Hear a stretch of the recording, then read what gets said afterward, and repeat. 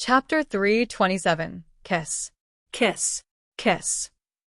With a glance at the Crown Prince, Chong-san and the others left the room as quiet as cats, and they even closed the door behind them. "Where's Xiao? What have you done to him?" Feng Wu met Jun Linyuan's gaze and her eyes flickered, as if they were emitting heat. Jun Linyuan gestured at his lap. "What?" Feng Wu looked at him in confusion. Jun Linyuan darted her a lofty look. "Get up here yourself." Feng Wu. She stared at Jun Linyuan in astonishment, looking like a bristling bird. She bit her lower lip so hard that it almost bled. Feng Wu clenched her fists in rage. "Jun Linyuan, this is ridiculous." The teenage crown prince felt like a different person from what she knew before. He had been this aloof, detached, and cold person for as long as she could remember, but now there was something mesmerizing in his eyes, and she could almost call him enchanting.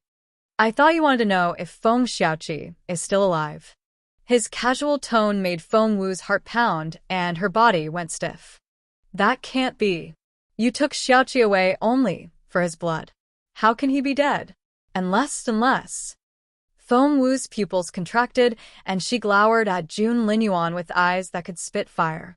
"Did you turn him into a walking dead blood container?" Jun Linyuan seemed to have made up his mind not to say a word. "I don't believe you." Feng Wu turned to leave, but she realized that she couldn't pull the door open. Frustrated, she ran to the window, trying to climb out from there.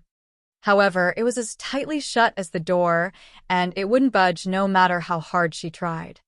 Feng Wu then pounded the wall, but the wood it was made from was harder than iron. Turning around, Feng Wu glared at Jun Linyuan. Jun Linyuan then waved his hand, and Feng Wu flew toward him despite herself.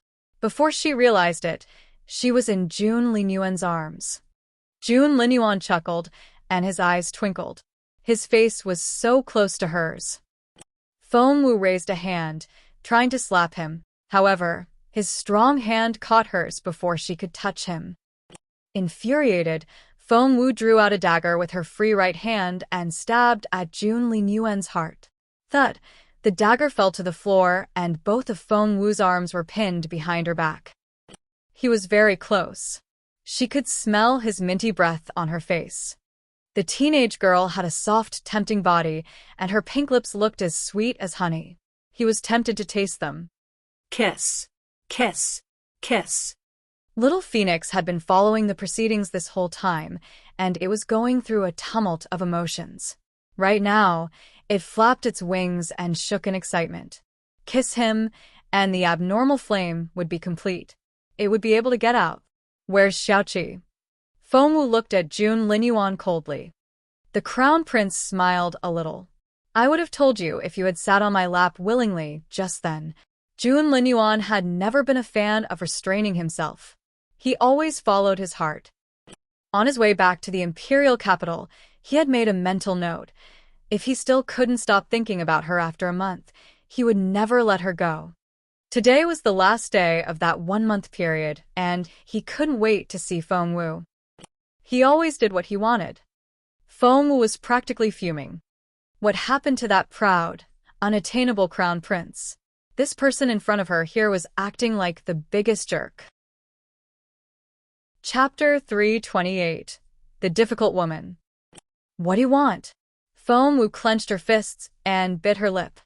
Jun Linyuan's husky voice had a mesmerizing quality to it. "Kiss me, and I'll tell you."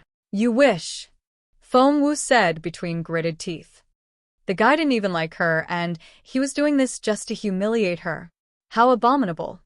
However, Jun Linyuan's mouth was on hers before she could react. Blood rushed into Feng Wu's head, her back stiffened, and her head went blank. She felt as if fire was burning through her body. As soon as their lips touched, Feng Wu bit his lower lip. Blood oozed out, and the taste filled their mouths. Feng Wu was stunned.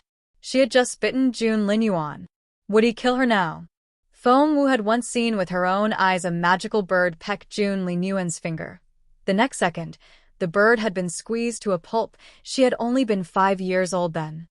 Therefore, she had always remembered Jun Linyuan as this bloodthirsty, Savage man.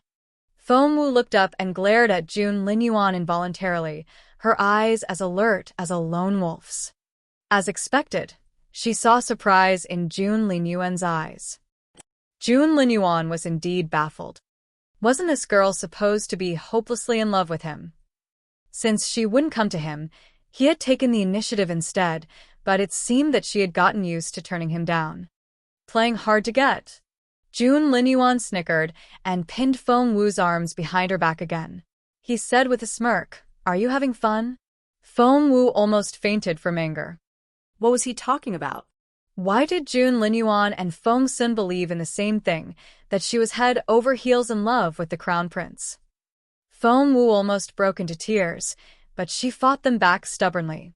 The slim teenage girl had skin fairer than snow.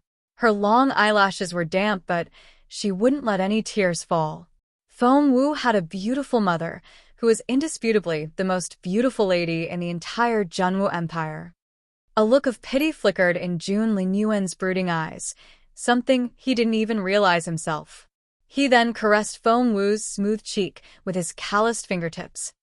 His fingers seemed to set her on fire wherever they touched. Feng Wu trembled inside out. Her eyes had gone red from crying, but she kept her gaze on him stubbornly. The 13-year-old girl reminded him of a young lion. Jun Linyuan sympathized with her, as well as felt amused. He chuckled. "You can't stand the least bit injustice, can you?" Feng Wu gritted her teeth. "I just find it strange, and there's something I need to ask you." "Shoot." Feng Wu smirked. "Jun Linyuan, didn't you say yourself that I should mind my status and stay away from you? Why did you seek me out, and why are you acting all flirty? This is not like you at all. What exactly do you want?" She believed that one should know their enemy as well as they knew themselves. "You want to know? Tell me." Feng Wu scowled.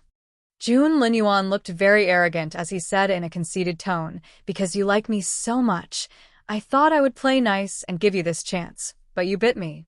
TSK, TSK.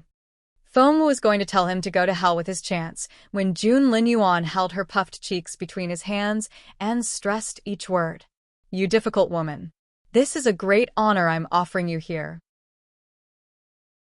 Chapter 329. Bao Er's Cat. Feng Wu thought she was going to have a stroke. "I don't need it. Too late. I was never in love with you. Keep lying and you'll never see Feng Xiaoqi again." Feng Wu. "I'm a medicine refiner." Feng Wu looked at Jun Linyuan earnestly, her eyes sparkling. "I can help you with Bao Er's illness, but you have to give me back my brother." "No. Jun Linyuan. You have Bao Er already. Why won't you leave me alone? You should be loyal to her. You're betraying her love." Feng Wu clenched her fists in anger. Jun Linyuan gave Feng Wu an ineffable look, as if he had just heard something idiotic. "Was it something I said?" Feng Wu was baffled. Jun Linyuan's eyes looked like bottomless pools. He rose to his feet all of a sudden, and Feng Wu was back on her feet. Instinctively, she stumbled back until she was several meters away from Jun Linyuan. She then stood there, on high alert. Jun Linyuan walked out of the room without giving her another look. So, this Bao Er was really a taboo subject that couldn't be mentioned at all? So much so that he would storm off at the sound of the name? If that was the case, that girl would also be his soft spot, which meant that it would be something Feng Wu could take advantage of. Jun Linyuan wasn't that unassailable teenager anymore. "What are you thinking?" Jun Linyuan halted and turned around to look at Feng Wu. The sun shone behind him, throwing his face into sharp relief. In that glow, his face looked even more enchanting. "Come here." Jun Linyuan beckoned at Feng Wu, as if he was summoning a pet. Feng Wu decided to ignore him. Jun Linyuan snickered. "Do I have to do everything myself?" Only then did Feng Wu remember Jun Linyuan's ability to draw her toward him from a distance away. Feng Wu dashed to his side as soon as he raised an arm, and she looked up at him with her limpid eyes. "I can walk myself." She reminded him so much of Bao Er's cat, an adorable but stubborn little thing. Jun Linyuan put his big hand on Feng Wu's head. She was still a child, and her head barely reached his shoulders. She had just a hint of childish roundness left around her chin, which made her face as plump as a steamed bun, tempting him to give it a bite. The Crown Prince never stretched himself thin. He had reacted clumsily to his feelings only because he had never felt this way before. And he was a very quick learner. Taking Feng Wu's delicate chin between his fingers, he bent down and aimed his mouth at her plump cheek. Feng Wu was furious. What was wrong with this man? Was she some kind of food now? Not only did he kiss her, he had to suck her cheek as if he was eating some succulent thing.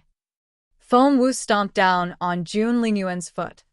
She was wearing lambskin boots that day with solid heels, and she spared no effort. However, June Linyuan wasn't that easily defeated. With a flip of his foot, he tripped Feng Wu, and the girl fell toward him. The Crown Prince gave her a mesmerizing smile. Despite what you say, your body is very honest. Feng Wu almost choked on her own spit. The next thing she knew, June Linyuan had thrown her over his shoulder and marched out of the room. Put me down. Put me down. June Linyuan carried Feng Wu over one shoulder, and her head hung down behind his back. He steadied her by putting a hand on her buttocks as he walked down the stairs. Outside the door, 10 guards stood there waiting in a line. Chong San, the captain, was dumbfounded when he saw the Crown Prince carry Miss Wu out that way. Chapter 330. Finally, a girl for His Royal Highness. Their Crown Prince was known to be a neat freak, had no interest in girls, and was lofty, intimidating, and not approachable at all. However, he had a girl over his shoulder now. And that girl didn't seem to want to be there. She was flailing both arms as if she was drowning while yelling, "Let go of me." Chong Sen thought that he was hallucinating. He rubbed his eyes, but nothing changed. Grabbing one of his men, he pinched the guy on the arm. "SSSS, Captain, that hurts." The guy almost broke into tears. "So, I'm not dreaming." Oh God, Chong Sen came back to himself and followed his master in a hurry. Feng Wu's eyes were bloodshot red from her rage. What the hell was this guy doing? If the others saw her like this, it would be the end of her. Your Royal Highness, when they reached the 7th floor, the customers inside had just come out after their meal and spotted June Linyuan. That voice. Feng Wu stiffened. It was none other than Feng Yanfeng, her uncle. Why did it have to be him? Feng Wu buried her face in June Linyuan's back. Feng Yanfeng, who was so condescending in front of Feng Wu, was too nervous to even breathe when June Linyuan was around. Even Sir Yan, the minister of both the Grand Council and the Ministry of Official Personnel, seemed perturbed when he first saw June Linyuan. Your Royal Highness. The politician, whom Feng Yanfeng considered a mogul, bowed to June Linyuan and put on a warm smile. June Linyuan ignored Feng Yanfeng completely, but only gave Sir Yan a brief glance.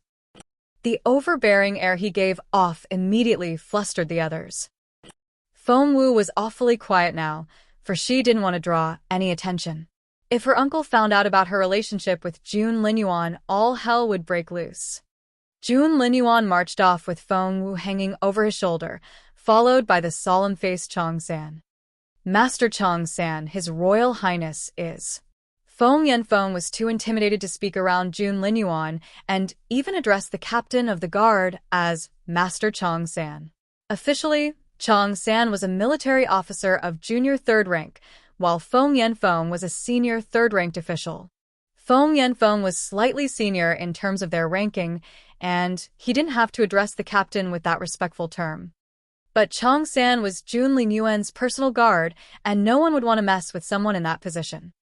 Even Sir Yan cupped his hands politely at Chong San. General Chong, who was that young lady? Chong San was a tame cat in front of June Linyuan, but he was all distant and solemn to the other officials. I wouldn't recommend meddling in His Royal Highness's personal affairs. I think my lords know what His Royal Highness is like. After that, Chong San left with the guards. Would anyone accuse Chong San of being disrespectful? Who would be bold enough to do that? Stroking his goatee, Sir Yan narrowed his eyes, the look on his face indecipherable. Feng Yanfeng looked shaken. His Royal Highness is finally into girls. A lot of families will become very excited. Yan Shifan darted a glance at Feng Yanfeng. Why, Master Feng, are you jealous? Of course not. You flatter me. Feng Yanfeng waved his hands, looking flustered. Yan Shifan gave Feng Yanfeng a strange look. His Royal Highness used to be betrothed to one of your girls back then, and you were so close to becoming a relative of the Crown Prince. Chapter 331. How about making Xiao woo the Crown Prince's concubine? That was exactly what Feng Yanfeng had been lamenting. He had never hated Feng Wu so much. The royal family would never have broken off the engagement if she hadn't become crippled. And if that hadn't happened, the Feng clan wouldn't have declined so significantly until it lost its status as one of the 9 major clans and become one of the nobodies. I was told that the crippled girl of your clan has come back to the imperial capitals? Yen asked in passing. Sir Yen, you know about that as well? Yen gave him a half-smile. After all, she was engaged to His Royal Highness once, and she'll always get unwanted attention for it. Poor kid. I can't imagine what family would want her as a daughter-in-law. Feng Yanfeng couldn't get those words out of his head on his way back home. No family would want Feng Wu as their daughter-in-law. Who would dare marry a girl who had been the Crown Prince's fiancée once? Flying snow building. Lady Wang had calmed down since talking to Feng Wu, and her head had spun the entire afternoon. She was trying to figure out a way to get rid of Feng Wu without raising an alarm. She set that task aside when Feng Yanfeng came back. Feng Yanfeng had taken several concubines over the years, but thanks to her perfect superficial charms, Lady Wang had never fallen out of favor. Seeing that Feng Yanfeng was frowning, she asked, "My lord, what's bothering you?" Feng Yanfeng sighed. "I met the Crown Prince today." Lady Wang's eyes lit up. Had her husband somehow gotten into the Crown Prince's circle? Feng Yanfeng said, "I saw with my own eyes His Royal Highness come out with a girl hanging over his shoulder. After all these years, this is the first time the Crown Prince has shown up with a girl. It's finally the time." Lady Wang nodded. I see. Well, he's 18 now. Feng Yanfeng sighed. Xiao Wu is without cultivation and crippled now, not to mention that His Royal Highness has cancelled their engagement. I can't imagine that anyone would want to marry her. Lady Wang laughed inwardly. It was a great pleasure for her to see Feng Wu in dire straits. So, here's what I've been thinking. How about we give Xiao Wu to His Royal Highness as a concubine? Feng Yanfeng asked.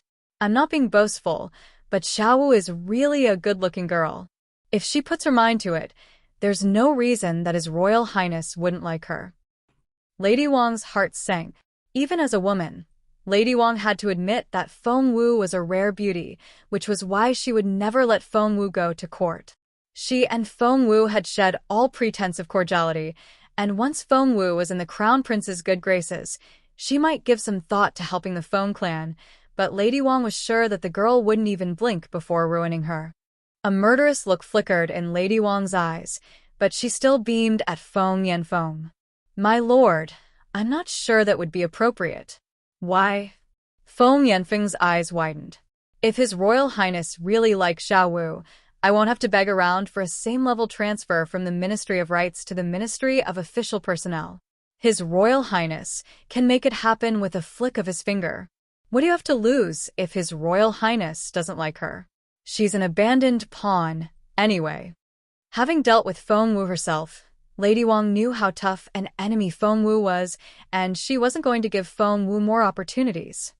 However, Feng Yanfeng was really stubborn at the moment. Trying to persuade him would only push him further away from Lady Wang.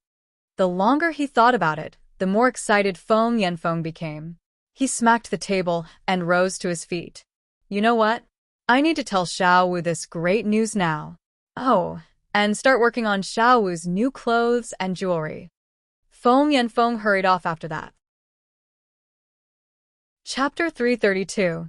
That's biting, not kissing. Lady Wang almost snapped as she watched her husband hurry off. Was he in a rush to tell Feng Wu, or was he too eager to see someone else? Meanwhile, Feng Wu was hanging over June Linyuan's shoulder. An excited voice was ringing in her head. It was Little Phoenix, who was shouting at her. Can you feel it? Can you feel it? What? Feng Wu was bewildered and replied in her head.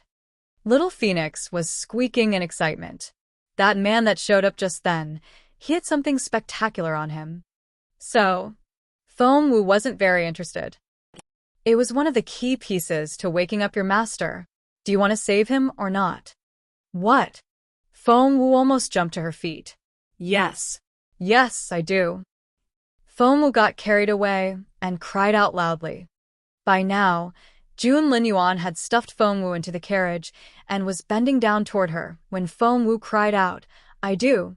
June Linyuan smirked and caressed Feng Wu's smooth cheek with his callous fingertips, his voice husky. You do. Feng Wu was startled by June Linyuan's hot breath on her cheeks. When she came back to herself, she realized that June Linyuan was way too close.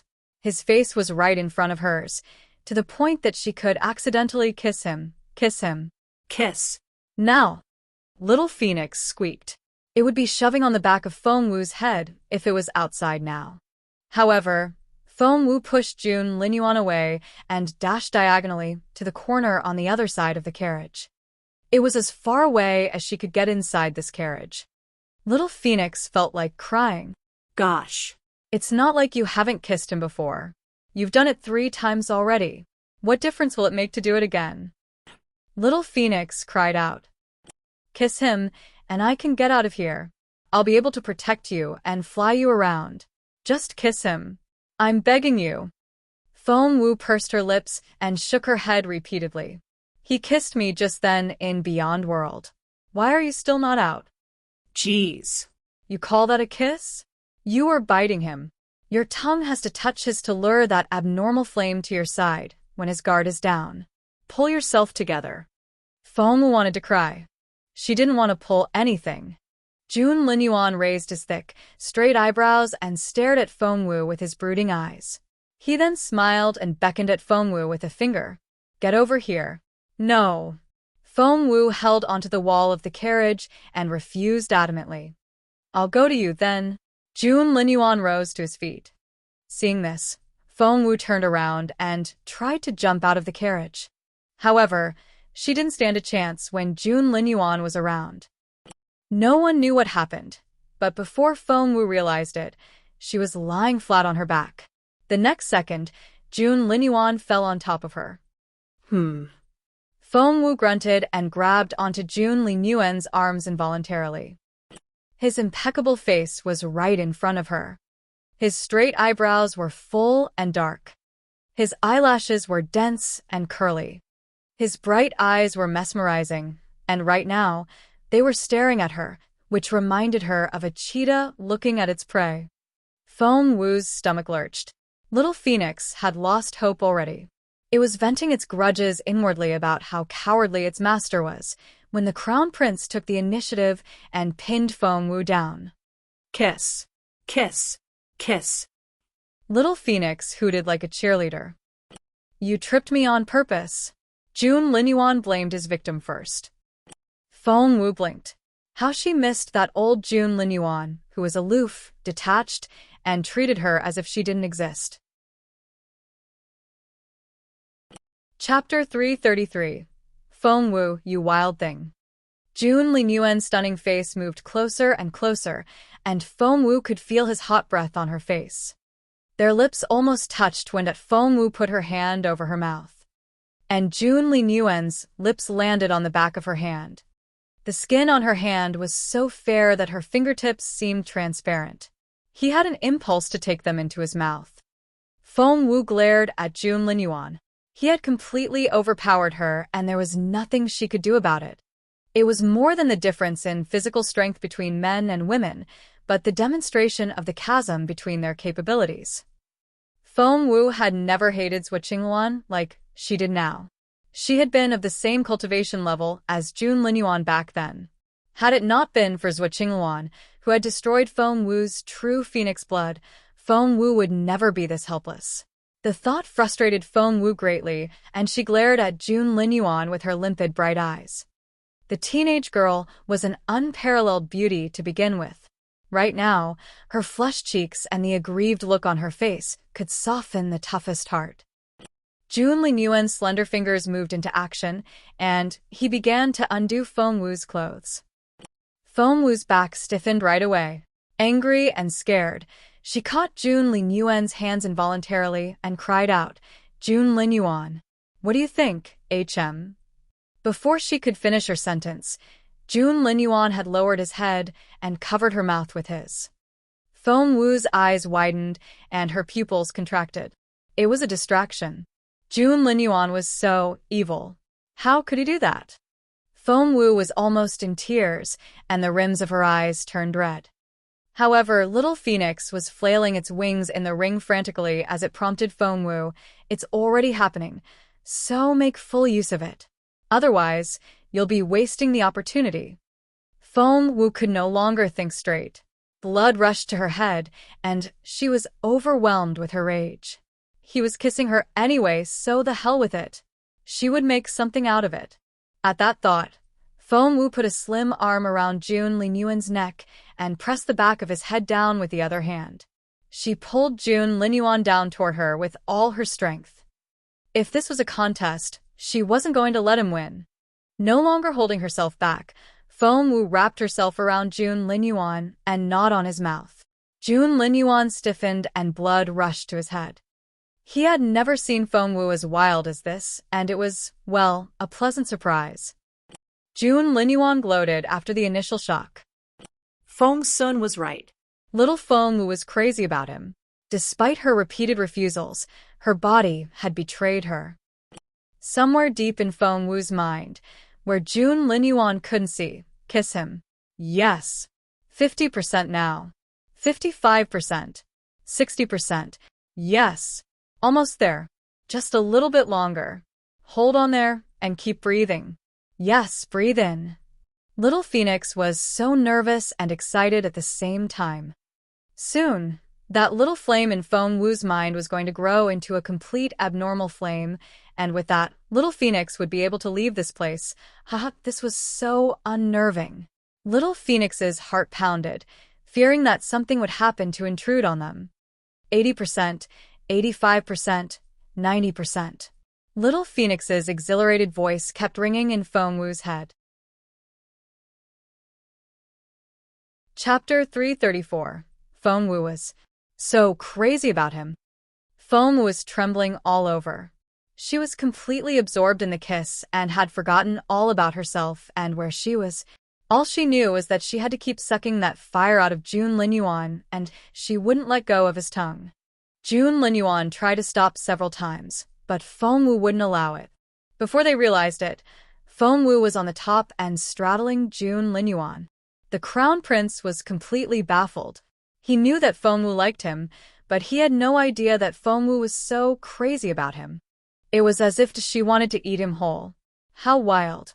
97%. 98%. 99%. 100%. Ah.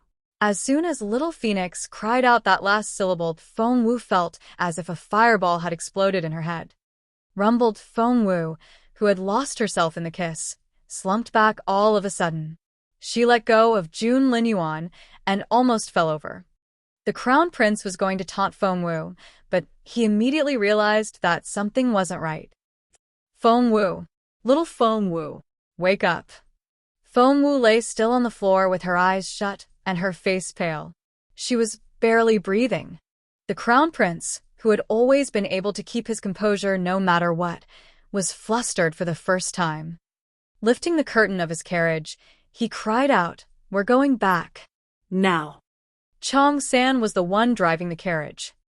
He was deeply perturbed by the fear in the crown prince's voice. Fear?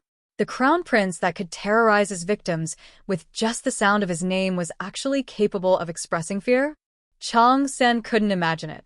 He had only just been able to turn the horses around when he felt the carriage become lighter. Looking back, he saw that Linyuan and Feng Wu were no longer inside. "Your Royal Highness," Chong-san cried out in surprise.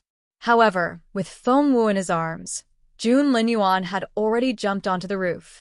The streets of the imperial capital were planned in such a way that they all led in one direction.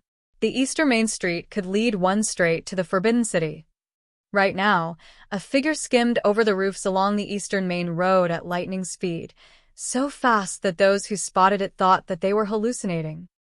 Linyuan had wrapped Feng in his thick cape as he ran along the edges of the roofs, so as to keep her from the cold rain. The royal palace, the Bureau of Physicians. It was safe to say that the best medicine refiners of all in the imperial capital, if not the entire Junwu Empire, worked here. The most junior ones here were senior medicine refiners, and the majority were of the master level.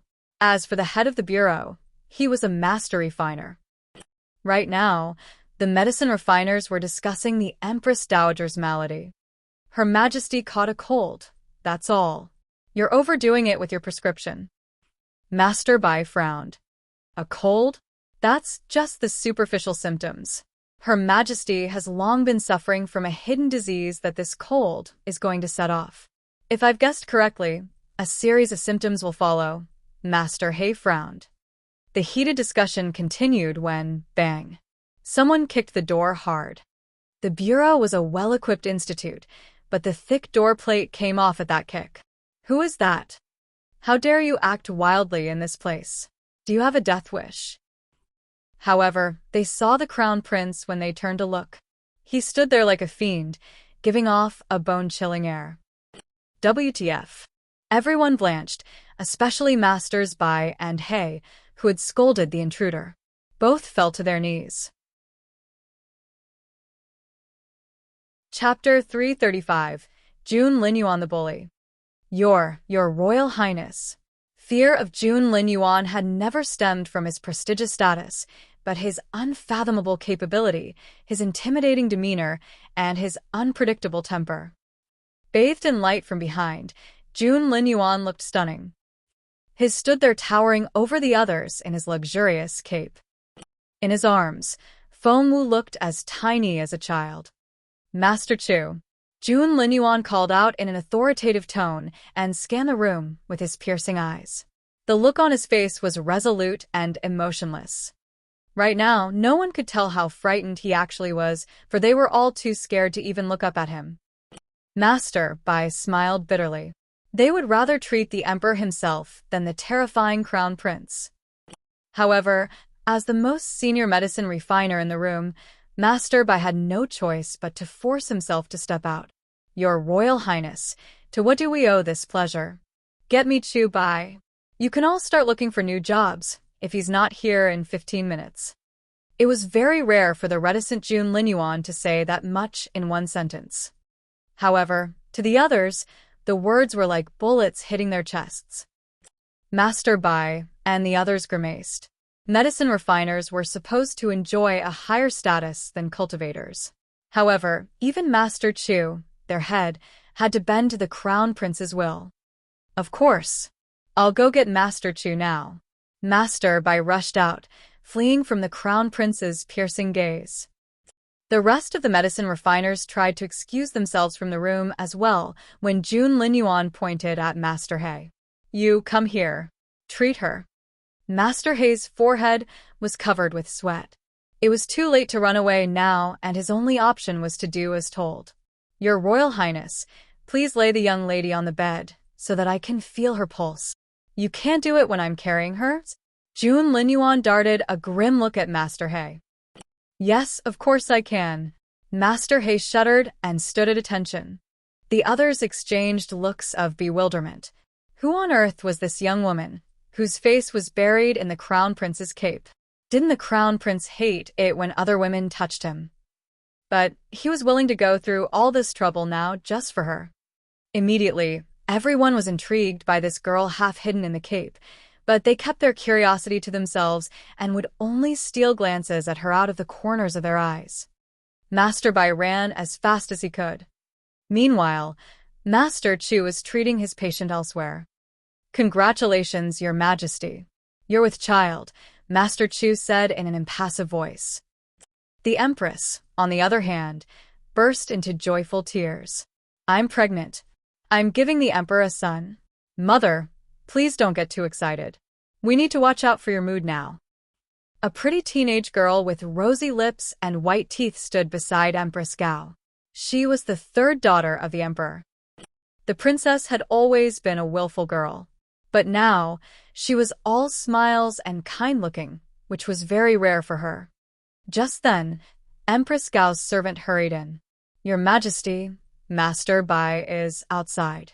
Before he could finish, Master Bai had rushed into the room like a gust of wind. He grabbed Master Chu by the arm and dragged the latter away, yelling, Master Chu, hurry up!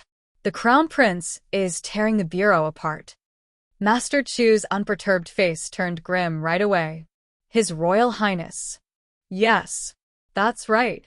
His Royal Highness is angry, and there will be consequences. Come quickly. Master Bai was almost in tears. The Crown Prince was a man of his word, especially when it came to the promises he made. His words were sometimes more credible than an imperial edict. He wasn't joking about taking the bureau apart. Chapter 336. It's driving little Phoenix crazy. Master Chu knew too well to defy the Crown Prince's order. He didn't even ask for permission to leave before dashing out. Come quickly. Master Bai and Master Chu were out of sight in the blink of an eye, leaving Empress Xiao and the princess behind, who eyed each other in bewilderment. The excited look on Empress Xiao's face was immediately replaced by rage. Linyuan. Him again. Empress Xiao clenched her fists so tightly that her fingernails dug into her palms. Was he born into this world just to annoy me? The princess was equally infuriated. He's doing it on purpose. I'm sure of it. He took the imperial physician away as soon as he heard about your pregnancy. Mother, he's abominable. However, talking about Linyuan behind his back was all that third princess was bold enough to do. She was like a kitten when the Crown Prince was around. What on earth is going on? Empress Xiao darted a piercing look at the chief steward. The chief steward replied with a bow. According to Master Bai, His Royal Highness arrived at the Bureau of Physicians with a young woman. A young woman? The princess's pupils contracted, and she rose to her feet. I'll go have a look. Master Chu ran as fast as he could, and was finally able to reach the bureau within the time limit. Your Royal Highness. He was still panting when Linyuan glanced at him with his emotionless eyes. Need some rest? No, of course not. 1 minute. I'll be right there. Master Chu wouldn't act so timidly even around the emperor himself. However, one cold look from Linyuan, and he felt frozen to the core. How could anyone say no to this teenager? After taking a deep breath to calm himself down, Master Chu felt Feng Wu's pulse. His eyebrows knitted tighter and tighter. What he sees? Linyuan's eyes seemed to spit fire, and Master Chu feared that the Crown Prince would explode as soon as he said something the latter didn't like. Avoiding Linyuan's eyes and keeping his gaze on the latter's nose, Master Chu said, The young lady has a fire poison in her head, and it's spreading. If we don't do something to stop it, I'm afraid. What? Little poisonous arrows were shooting out of the Crown Prince's eyes now. Despite how flustered he was, Master Chu managed to finish the sentence. If we let the fire poison spread, even if the young lady can survive it, she'll become a retard. The next second, a pair of strong hands wrapped around Master Chu's neck, and a cold voice rang out. Anything happens to her, you're all going down with her. I'm not going to repeat it. And the Crown Prince always meant what he said. Everyone knew that, which was why all the physicians in the room dropped to their knees. They wanted to cry, but no tears would come. Even His Majesty wouldn't have such scarce regard for human life. The thought of going to His Majesty for help crossed their minds, but they then remembered that when the Crown Prince was enraged, even the Emperor himself would back off. For a moment, everyone despaired. Master Chu said in a hurry, I can do it. I can. We'll just eradicate the fire poison. Do it, the Crown Prince said with an impassive face. Poor Feng Wu. She had passed out and had no idea what they were going to do to her hard-earned achievement. The eradication of the fire poison needed to be carried out with great care. Little Phoenix thought that it was going to lose its mind. After everything Feng Wu had done at the cost of using herself as bait, they were finally able to get enough of that external energy to complete the little abnormal flame. Little Phoenix was going to consume that abnormal flame when it realized in frustration that someone was trying to take it away. Chapter 337. Why is life so hard? Taking the flame away? Not in a million years. Little Phoenix turned the abnormal flame into the shape of a rope and wrapped it around itself. It held tightly onto the rope and wouldn't let go no matter what. Master Chu's forehead was covered with sweat. His face went pale, and he had a bitter taste in his mouth. Linyuan stared at him grimly. "Can you do it or not?" Master Chu was almost in tears, and he said in a trembling voice, "Your Royal Highness, there's something strange about the fire poison. It seems to have taken root, and I can't get it out."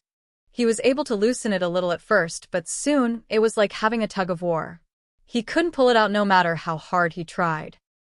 After asking Master Chu exactly what he had to do to remove the poison, Linyuan put a palm on Feng Wu's forehead.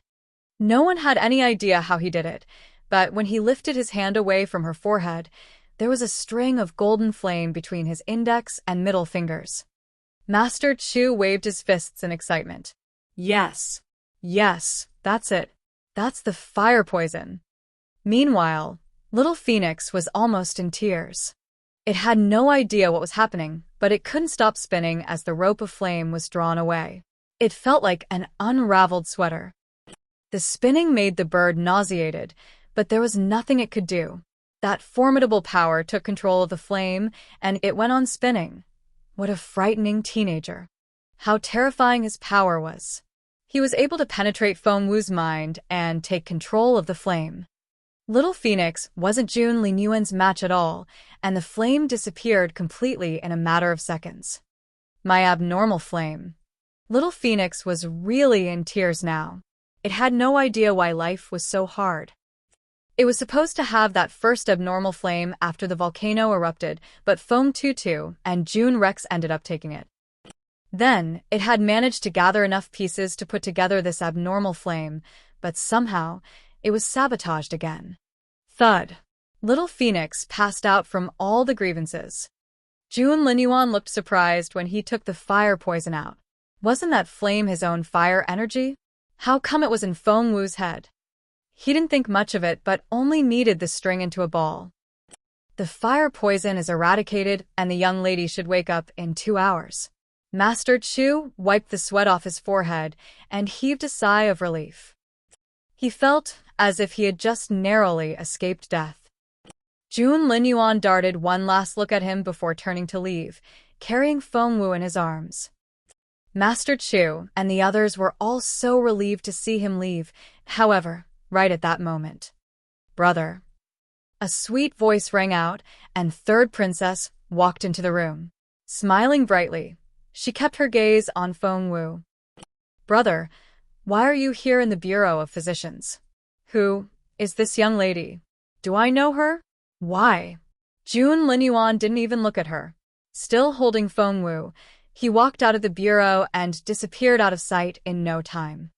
The princess, the most favored daughter of the emperor, had been completely ignored. That was Linyuan's most honest response. The princess's face turned livid and she felt utterly humiliated. "What are you all looking at?" Infuriated, the princess vented on the physicians of the bureau. They were lambs around Linyuan, but the princess was a different story. Especially Master Chu, who needed to vent his anger somewhere, and the princess seemed the perfect target. Chapter 338. How can he do that? Master Chu smirked. "Very impressive, Your Royal Highness. I see that ma'am won't need our assistance from now on." Master Chu spoke in a taunting voice. Physicians were quite prestigious figures in court, and even as the favorite daughter of the emperor, the princess wouldn't be able to justify her attitude if the emperor asked about this incident. Master Chu wasn't the only one. The rest of the physicians all threw dirty looks at the princess. Other people might be intimidated by her, but not the Bureau of Physicians. You people, how dare you talk to me like that? Feeling aggrieved, the princess stomped her foot and ran away, crying. Master Bai spat on the floor. Does she think she's the same as the crown prince? Jun Linyuan had a hall of his own in the royal palace, as well as an individual residence outside. The crown prince was supposed to live in the palace and not move out like the other princes, even if he was old enough.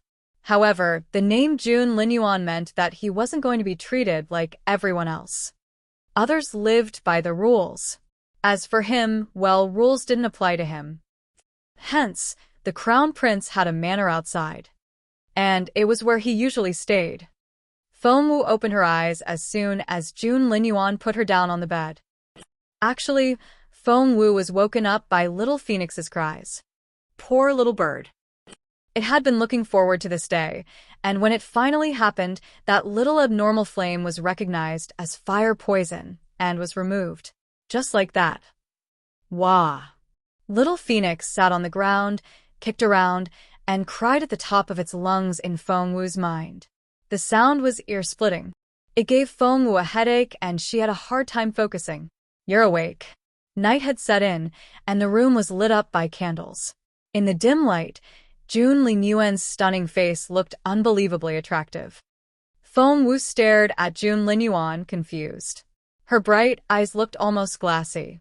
For right now, little Phoenix was venting its grievances in her head. How could he do that? How could he? Little Phoenix rolled around in frustration and curled into a ball. It pounded the floor as it cried. I was so close to consuming it. So close. He then took it away from me. He took it. Little Phoenix didn't try to keep its voice down at all. To Feng Wu, it was as loud as rumbling thunder. What? Feng Wu was genuinely baffled after she learned what had happened. They had removed it. After everything she had done, she had kissed Jun Linyuan for it. For Christ's sake, they had removed that abnormal flame from her mind. Feng Wu was wide awake, and she bolted upright. Thud! Jun Linyuan was bending over when Feng Wu sat up and her smooth forehead smashed into Jun Linyuan's nose.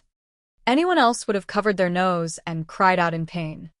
However, Jun Linyuan acted as if nothing happened.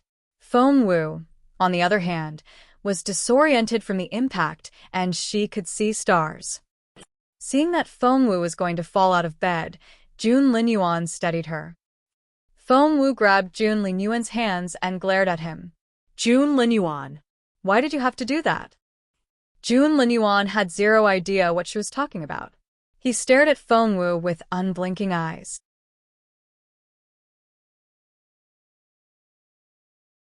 Chapter 339. What did I do? Feng Wu glared at Jun Linyuan. Why did you do that to me? Do you know how much it cost me? And you just took it away like that. Jun Linyuan was anything but good-natured. Growing up, no one had ever dared snap at him. In other words, he had never been wronged. He didn't know what that felt like. The crown prince narrowed his eyes and stared at Feng Wu. Feng Wu was even more exasperated by his silence. Speak. Why did you do it? Why me? Are you so proud of yourself for playing me like this? Are you happy now? Satisfied? Jun Linyuan had lived an indulgent life growing up. For as long as he could remember, even his own father, the emperor, had never made him do anything against his will. He kept his brooding gaze on Feng Wu and said in a husky, warning voice, Feng Wu, you're pushing it. Feng Wu broke into angry laughter. Me? Pushing it? After everything you've done to me, I'm pushing it? Jun Linyuan, you're unbelievable. Do you think everyone has to obey everything you say, and you can do whatever you like to everyone else? What did I do? Jun Linyuan glared at Feng Wu, his voice intimidating. You know perfectly well what you did after I fainted. Throwing Jun Linyuan's hands off, Feng Wu stormed off. After a few steps, she took a deep breath, turned around, and looked into Jun Linyuan's eyes. I don't ever want to see you again. You disgust me. Thud. Feng Wu slammed the door behind her. She then marched off furiously, Outside, a group of men stood in the corridor, and they were all astonished. Especially Chongsan, the captain of the Crown Prince's guards, who was dumbfounded. He thought that his brain had stopped working. His Royal Highness had just been shouted at. Someone had shouted at him, and that person had slammed the Crown Prince's door. What was more frightening was that the person was able to leave the prince's residence alive. How incredible! Meanwhile, June Linyuan was seething with anger, and a draft seemed to sweep through the manor. Everyone shivered. June Linyuan was furious. The door that Feng Wu had slammed shut exploded all of a sudden.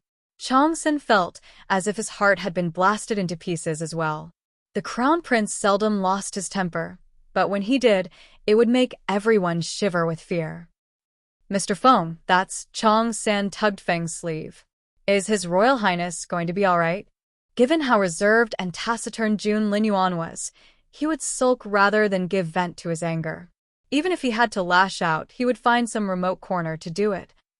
And it was indeed a habit worth worrying about.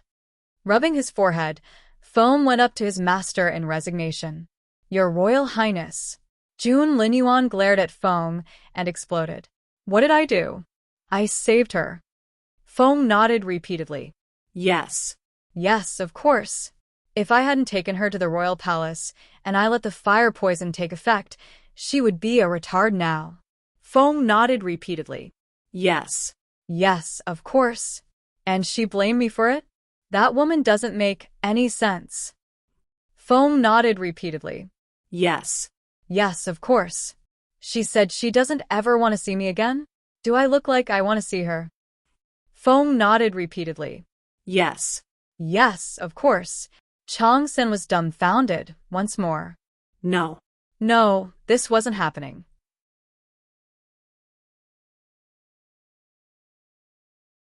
Chapter 340. This Crown Prince. The Crown Prince was supposed to watch the world fall apart without so much as turning a hair. What did His Majesty used to say about his son? The Emperor had concluded that the Crown Prince would frown even if the Emperor himself died in front of him. However, he was now acting like a grumpy kid. Yes, and he was complaining as well. That was something that had never happened before. Just when Chongsan thought that hearing June Linyuan complaining was shocking enough, thud. There was a loud thump. Chongsan watched as his master kicked a table to pieces. OMG. Was he seeing things? What happened to their Crown Prince? He didn't act so childish or willfully even when he was 3 years old, but now he was venting on a table. Chongsan couldn't help but follow Miss Wu with his eyes. Feng came out soon. Taking Feng's arm, Chongsan asked in amazement, Mr. Feng, His Royal Highness, is acting so strangely today. Feng darted a glance at him. What are you getting at? Mr. Feng, here's what I think. Chongsan offered his opinion. Since His Royal Highness is so mad at Miss Wu, how about I cut her head off to cheer him up? Instantly, Chongsan's muscles stiffened, and he felt as if his blood had curdled. Feng's indifferent gaze suddenly turned very solemn and intense. Staring at Chongsan, he stressed each word with a voice that wasn't loud, but was terrifying. You're welcome to try if you want to get yourself, your family, and your entire clan killed. Feng left after that, leaving Chongsan behind, transfixed. He kept replaying Feng's words in his head. In other words, if he killed Miss Wu, he would die, together with his family and the whole clan? Feng Wu had no idea of what happened after she left. She was mad, really mad. After all her efforts, she had just been one step short of success. June Linyuan had robbed her of the abnormal flame she had painstakingly gathered and had given her that attitude of, I'm doing it for your own good. It couldn't be any more frustrating. Feng Wu was so furious that she still looked pissed when she jumped over the wall into her own yard. Granny Xiao was startled by the look on Feng Wu's face. Miss, you heard as well. What? Feng Wu was bewildered. Where's Mum? Granny Xiao looked upset. She's been crying since she heard the news, and I was finally able to put her to sleep after she got exhausted. Feng Wu's heart sank. Something had happened. What's wrong? Did someone come this afternoon? Was it Lady Wang? Feng Wu drew out a chair and let Granny Xiao sit down. With a grim face, Granny Xiao told her about Feng Yanfeng's visit. Your uncle said that we need to get you prepared. He'll find a chance to get you close to the crown prince so that you can offer yourself to him as a concubine. Feng Wu shook with anger. How dare he? Miss Wu, where are you going? Granny Xiao feared that Feng Wu would get told off if she went to Feng Yanfeng to argue with him. Feng Wu took a deep breath. I'm going to take a walk.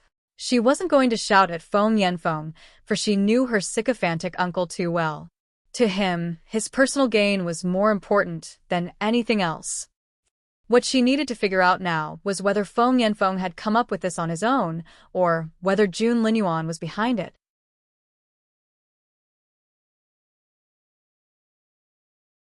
Chapter 341. The Unaware Prey. Feng Wu smacked herself on the forehead as soon as she walked out. Xiaoqi. She had forgotten all about Xiaoqi. It had been 2 months since Jun Linyuan took him away, and she wondered how he was doing now.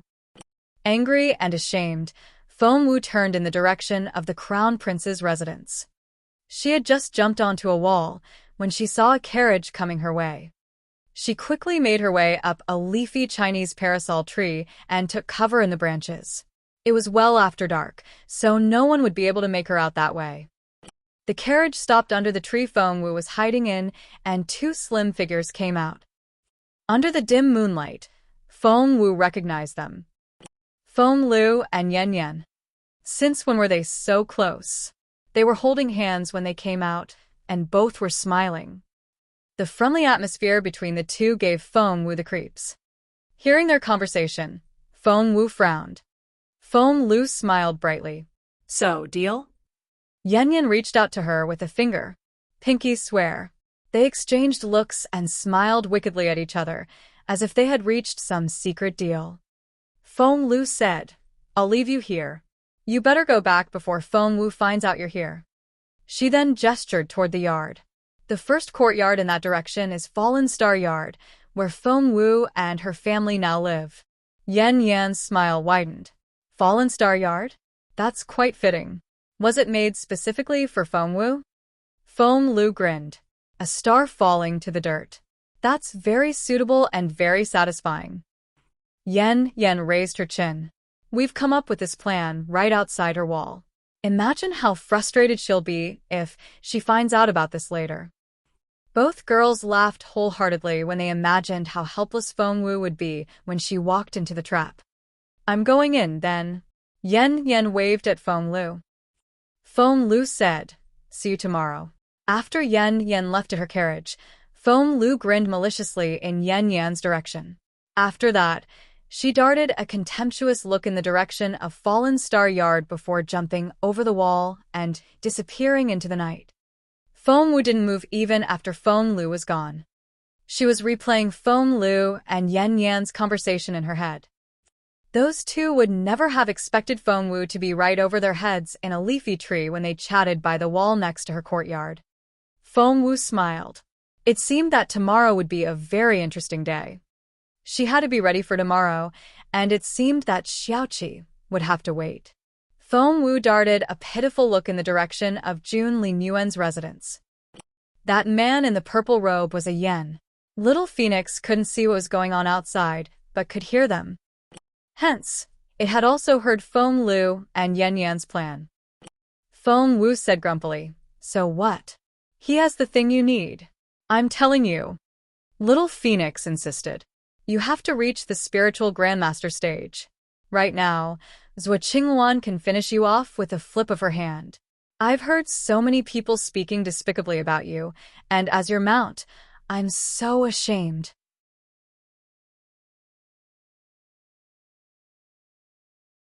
Chapter 342. Malicious Intentions. Although you're not a spiritual grandmaster yet, I can tell you something in advance. Little Phoenix said in excitement. Get in here. Quickly. Feng Wu had been intrigued this whole time about the method for waking up her master. Hence, she turned into her spiritual form and entered her ring the next moment. The first thing she saw was her beautiful master, who was still lying there with his eyes closed.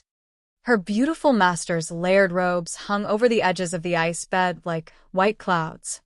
His exquisite features were breathtaking. On his smooth, glowing forehead, a faint scar marked where the divine blood of the phoenix had been taken out. Little Phoenix said to Feng Wu, "Look at that scar on my master's forehead. Does it look like a star to you?" After taking a closer look, Feng Wu saw that the scar was indeed star-shaped. "Do you want to bring him back?" Little Phoenix asked. "Of course." Feng Wu clenched her fists. It was her ultimate fixation. "Good," Little Phoenix said. "All you have to do is gather all 5 broken pieces of the star and insert them in that scar. That way, my master can wake up." Feng Wu's eyes sparkled. "That's all. That's all." Little Phoenix rolled its eyes at Feng Wu. "Do you have any idea who the owners of those 5 pieces are? You make it sound so easy. It's harder than collecting real stars." Feng Wu was used to Little Phoenix's sarcasm already, and she only prompted, "Who?" Little Phoenix said proudly, "You don't need to know the others. You won't be able to get them now anyway. It'll only get you killed quicker." "I'm making progress, you know?" Feng Wu protested. Little Phoenix snorted. "Become a spiritual grandmaster first, then we'll talk." Feng Wu was speechless. She wished that she could get to the spiritual grandmaster stage more than anything else, but she had hit a bottleneck, which was so frustrating. Little Phoenix knew that it was making an impossible request as well. Feng Wu was already doing a great job by rising to a level 9 spiritual master from scratch in an unprecedented few months. No one on the entire continent had ever been able to do this. Feng Wu went back to their previous topic. "Fine, don't tell me the rest, but what about the first piece? Are you suggesting that?" "Yes." Little Phoenix sounded thrilled. "That first piece of the star is on that man in a purple robe that Sir Yen, your uncle, was fawning over." Feng Wu nodded. "That's Yen Shifan, a minister on the Grand Council as well as the Ministry of Official Personnel." "That's him." Little Phoenix grabbed Feng Wu's sleeve, the look in its eyes fervent. "You have to get that first piece, and you better be quick about it." "Quick." Little Phoenix nodded. The broken star pieces can thoroughly remold and change a person's body, improving their physical strength. How long do you think that Sir Yen will wait before he uses it on himself? Once he does that, your beautiful master will never wake up. Feng Wu clenched her fists. It was late, but instead of going back home, Feng Wu headed for the Yen Manor. No one but herself knew what she did there. The next day, Feng Wu heard familiar footsteps as soon as she woke up. It was Granny Gui. Granny Gui had been holding a grudge against Fallen Star Yard since the last time, but...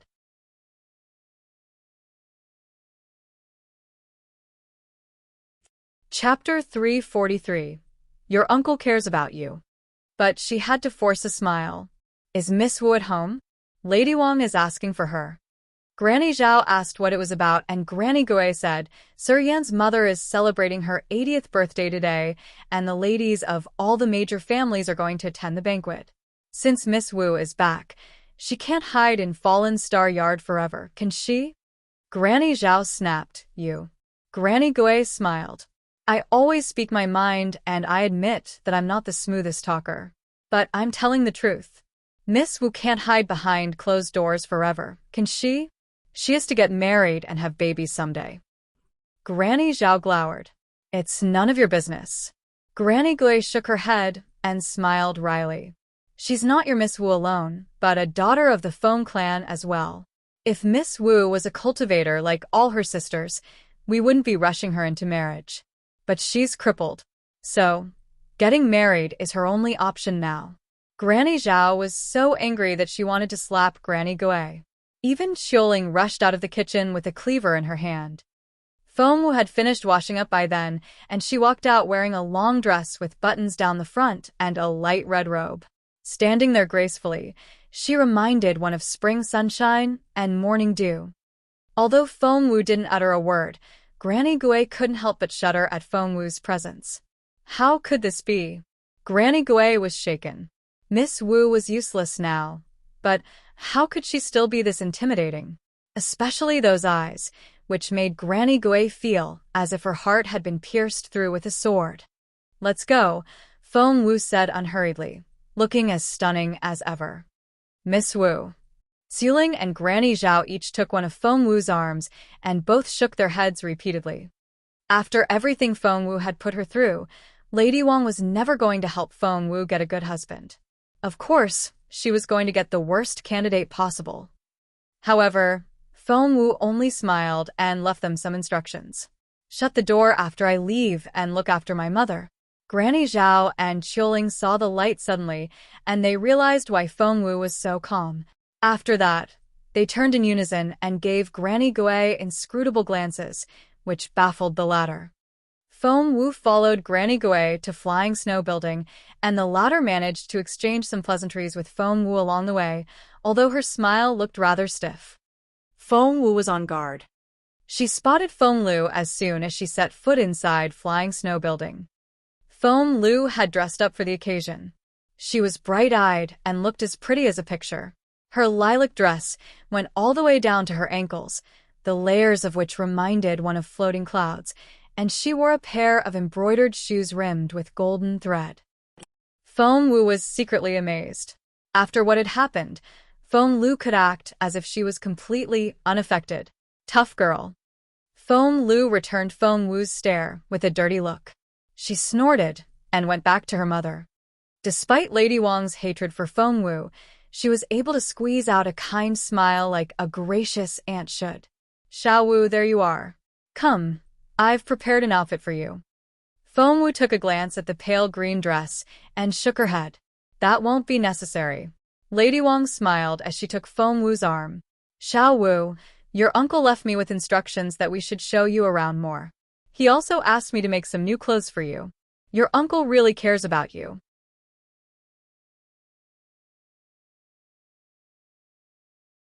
Chapter 344. Pardon? What was that? Her uncle cared about her? Feng Wu felt like cracking up.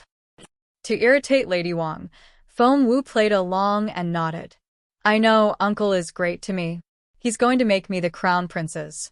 Feng Wu knew that those words would make Lady Wang try her best to stop her uncle from doing that. She knew it. Lady Wang's face stiffened right away, and the smile disappeared. However, it only took her a second to pull herself together. As always, Feng Lu was the one unable to control herself.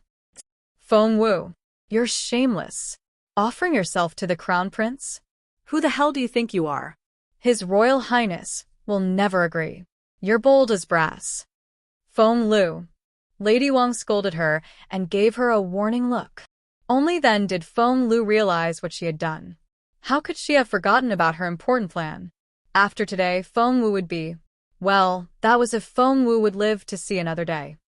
Feng Lu snickered, darted a contemptuous look at Feng Wu, and turned away. Feng Wu went on with her excellent acting. Looking at Lady Wang, she smiled bitterly. "If Xiao Lu really doesn't like it, I won't go to the Yen Manor then." Lady Wang and Feng Lu exchanged looks and said in unison, "You have to go." Feng Wu hesitated. "But I have a headache." Lady Wang went up to her in a hurry and helped her sit down. "Granny Gui, give Xiao Wu a head massage." "And my hands hurt." Feng Wu made another request. "I'll rub them for you." Lady Wang was burning with hatred, but she forced herself to smile. "And my feet hurt, too," Feng Wu said in a pitiful voice. "Feng Wu, you're pushing it." Feng Wu didn't put any effort into making her acting convincing, which only agitated the others further. Everyone knew that Feng Wu was pretending, but if she really decided not to go, there was nothing they could do about it. Feng Wu was the key to their plot today, and without her, they would come away empty-handed. "Feng Lu, apologize to your sister." Lady Wang gave Feng Lu a warning look. Feng Lu was furious. However, at the thought of their plan, she had no choice but to clench her fists and say, "Sister Wu, I'm sorry." "What was that?" "I didn't catch that." Feng Wu looked bewildered. "Miss Wu, I'm sorry." Feng Lu glared at Feng Wu. "Pardon?" The wind was blowing so hard. "I didn't hear you." "Forget it. Stay at home." Feng Lu stormed off. Feng Wu frowned at Lady Wang. My feet hurt so bad. Aunt, I don't think I can go today. Sorry for wasting your time. Shaking with anger, Feng Lu turned around and stomped back. She knelt down in front of Feng Wu and took the latter's leg. Where does it hurt? Here? Or here? Feng Lu pressed so hard that anyone would jump up in pain. Ouch. Feng Wu reacted exactly that way. Her leg flexed, and she kicked Feng Lu in the face. There was a loud thud, which almost sent Feng Lu flying backward. However, Feng Wu was the one who looked hurt. Feng Lu, did you have to press that hard? Do you hate me that much? Feng Wu had aimed her foot exactly at the tip of Feng Lu's delicate nose. It was one of the softest parts of the body, and Feng Wu spared no effort.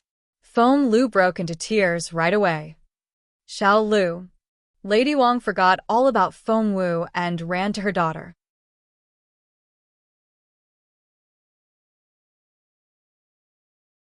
Chapter 345. Feng Wu is her natural enemy. Lady Wang ran up to Feng Lu in a hurry. Xiao Lu, are you all right? Talk to me. Tears rolled down Feng Lu's cheeks as blood gushed out of her nose. Her eyes glinted like a hungry wolf's, and she looked like she was ready to tear Feng Wu's throat open. Feng Wu, you be. However, blood rushed into her mouth as soon as Feng Lu opened it, and the taste almost made her puke. Feng Wu looked as innocent as a bunny. Oh God, what happened? Xiao Lu, I didn't mean to, but you squeezed my foot too hard, and I flinched before I knew it. Xiao Lu, are you all right? Let me have a look. There's so much blood. Luckily, I'm a doctor. Here, let me help you. After those words, Feng Wu grabbed a handful of ashes from a censer nearby, made her way to Feng Lu's side, and smacked the handful right onto Feng Lu's pretty face. Feng Lu had just opened her mouth to speak, and the ashes fell right in. Wretch. Poor Feng Lu. Her face was streaked with tears, blood was gushing out of her nose, and she was repulsed by the ashes. It couldn't be any worse. Lady Wang realized what was going on right away, and she glared at Feng Wu. Feng Wu, what are you doing? Feng Wu looked very innocent. I was helping Xiao Lu. She was bleeding so bad. See? Her nosebleed has stopped. Lady Wang then saw that Feng Wu was telling the truth. However, Feng Lu's makeup had all been ruined, and she looked a mess. What infuriated Lady Wang even more was that Feng Lu's dress had been specially designed for today's event, and it was the key to their plan. My lady, we're running late. Seeing that Lady Wang was going to waste her time arguing with Feng Wu, Granny Gui hurriedly gave her mistress a reminder. Lady Wang closed her eyes and took a deep breath. She wished more than anything that she could rip Feng Wu's face off. However, she had no choice but to force a smile at the latter. Xiao Wu, thank you. Feng Wu said matter-of-factly, you're welcome. We're all trying to help Xiao Lu here. Lady Wang almost choked on her own spit. This Feng Wu was her natural enemy. To calm herself down, Lady Wang turned to Feng Lu with a scowl. Come inside with me and clean yourself up. One couldn't help but wonder what instructions Lady Wang would give Feng Lu as she cleaned her daughter up. However, Feng Wu couldn't care less. She only looked around casually, savoring the view of Lady Wang's room. Servants came in to clean up the mess, while Granny Gui kept her eyes on Feng Wu, fearing that the latter would try some new trick. Feng Wu smiled a little. Lady Wang and Feng Lu were in this scheme against her together, and she was only getting her revenge in advance, while making their plan more difficult. Before long, Feng Lu came out in a pink outfit. It was a lovely dress, but the redness on the tip of her nose made her look like she had been crying, which might not seem that auspicious for a birthday party. Lady Wang frowned. Xiao Lu, how about you stay at home? No. Of course Feng Lu wouldn't agree to that. She was the one who had come up with the plan, and she had made sure that everything was set up just the way she liked it. She couldn't give up now because of this petty incident. She had to see Feng Wu's downfall with her own eyes. My lady, it's about time, Granny Gui reminded her. Lady Wang had her own mission to accomplish at tonight's banquet. Feng was longing for this transfer to the Ministry of Official Personnel, and after some painstaking effort, he had finally been able to make Sir Yan's acquaintance. Hence, for the old lady's birthday dinner party.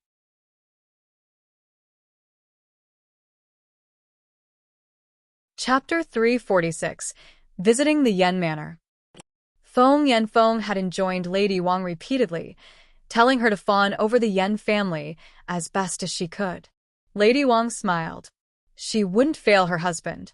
They headed for the Yen Manor in a carriage. Lady Wang and Feng Lu sat on one side, and Feng Wu sat on the other. Feng Wu was the 5th daughter in the clan, which meant that she had 4 elder sisters.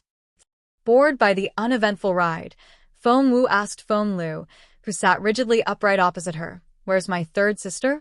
I haven't seen her since I got back." Her eldest and 2nd sisters were Lady Wang's daughters, both of whom had gotten married. Her 3rd sister, on the other hand, was still single. "Feng Wu, you should consider yourself lucky that my 3rd sister is absent." Feng Lu smirked.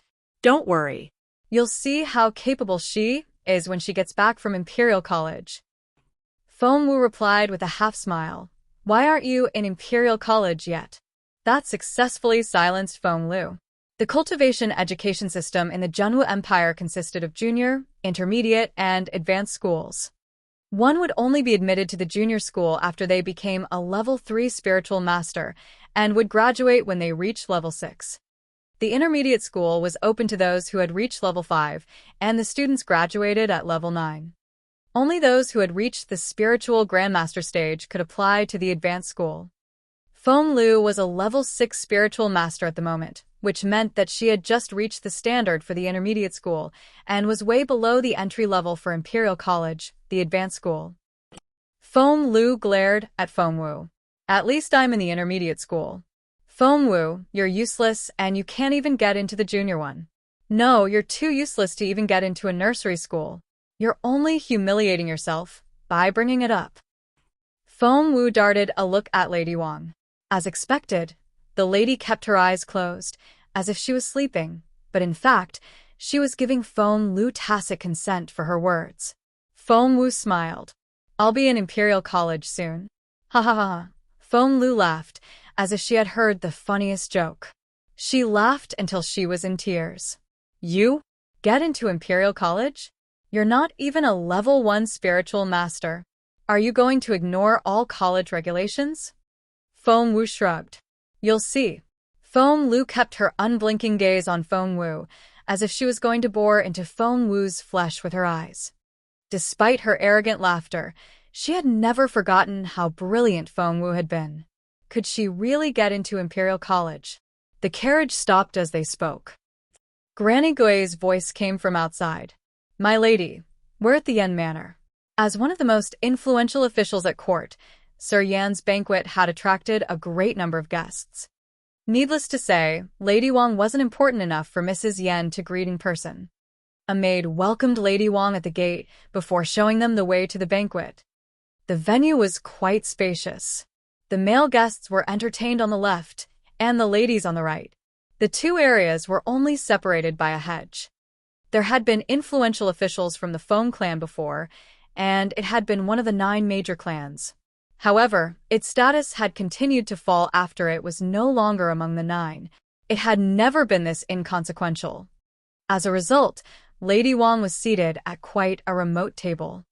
Seeing her seat and the ladies around her, Lady Wang frowned. She was too far away from the center to even talk to Mrs. Yen. Feng Wu looked up and saw Mrs. Yen sitting at the host table in the center. Among the ladies sitting with her, there was a face that Feng Wu recognized.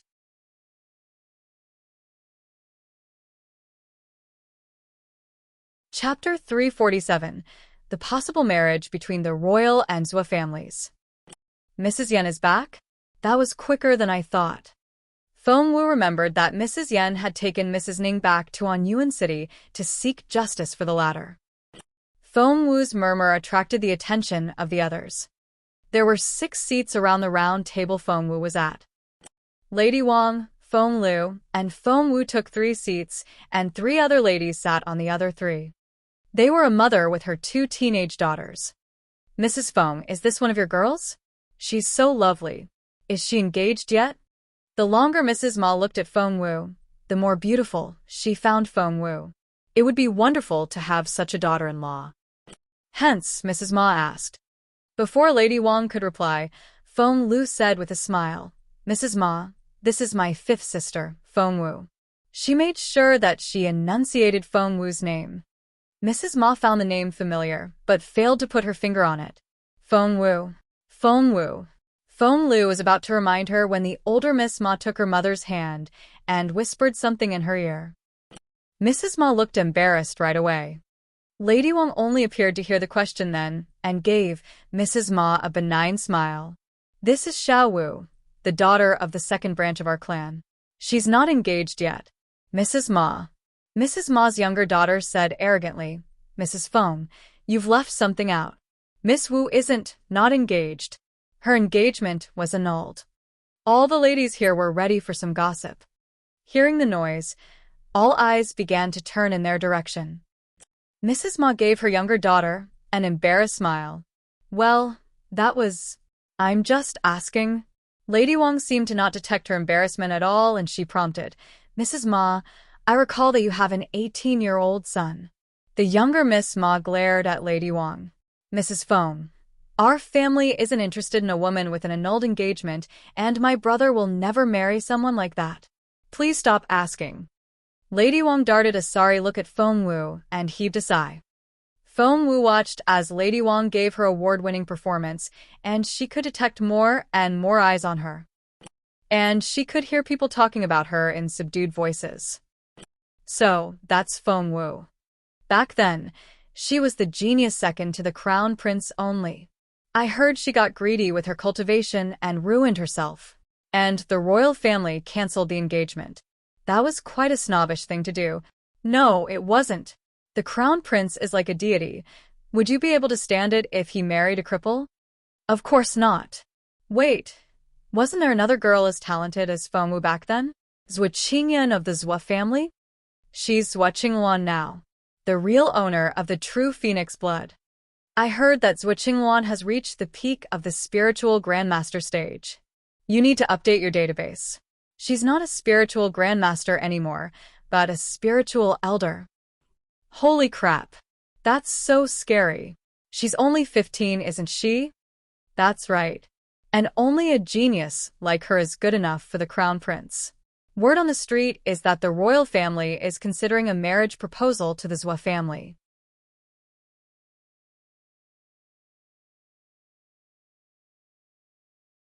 Chapter 348. The Proud Crown Prince. So, Zhuo Qingluan is going to be the crown prince's wife and our future empress. Feng Wu listened as the others went on murmuring. Feng Lu looked at Feng Wu, gloating at the latter's predicament. She would like to see how much longer Feng Wu could keep her composure under all those stares. However, to Feng Lu's surprise, Feng Wu looked as undisturbed as ever, as if those people weren't talking about her at all. Ladies at another table heard the talk as well. You flatter me. My Xiao Wan isn't like that at all. She's only just become a spiritual elder. Zhuo Qingluan's mother, Lady Tao, who was from the Tao clan of Riyang, waved her hand in a modest manner. A spiritual elder? That's amazing. We can't even imagine ever reaching that level. The other ingratiating voices chimed in. Another person asked, So, is the royal engagement proposal really happening? Lady Tao shook her head. No, it's nothing like that. Granny Qi, the Empress Dowager's maid, paid us a visit, that was all. Granny Qi? That's the Empress Dowager's most trusted servant. One word from her is more convincing than a lengthy speech from anyone else. Granny Qi would never visit the Zhuo Manor for no reason. I'm sure it was on the Empress Dowager's command. The Zhuo family is really going to have a true phoenix. The flattery went on and on. Lady Tao kept waving her hands in denial, but she couldn't keep the gloating smile off her face. The Crown Prince's residence. Jun Linyuan had two residences, one in the royal palace and the one outside. He usually stayed in the one outside. Xian Yi paid him a visit today. Feng Sun didn't come with Xian Yi, which was quite rare, so Jun Linyuan asked about it in passing. Xian Yi said, Sir Yan's mother is celebrating her 80th birthday today and Feng Sun is a relative, so his mother ordered him to attend. I don't think he'll come hunting with us today. Xian Yi realized that Jun Linyuan wasn't listening. The crown prince, who had always been focused, was playing with a shiny golden bead in his hand, and his mind had wandered off. This wasn't right at all. Xian Yi frowned. Where did that bead come from? He reached out as he spoke. Usually, Jun Linyuan would hand it to him in passing, regardless of how valuable the object was. However, Jun Linyuan closed his fingers around the bead, looked up, and raised his eyebrows. Where's Feng Sun? Xian Yi's mouth fell open. He's visiting the Yen family.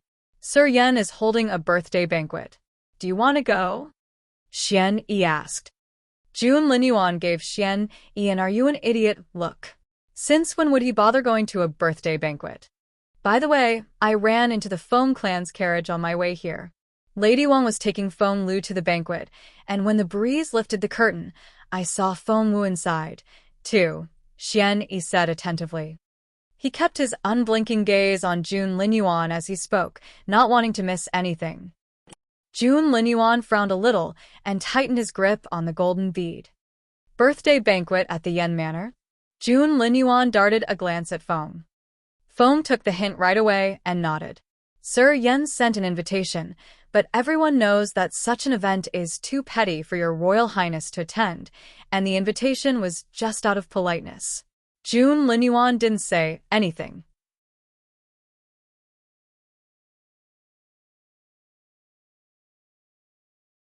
Chapter 349 Clamor.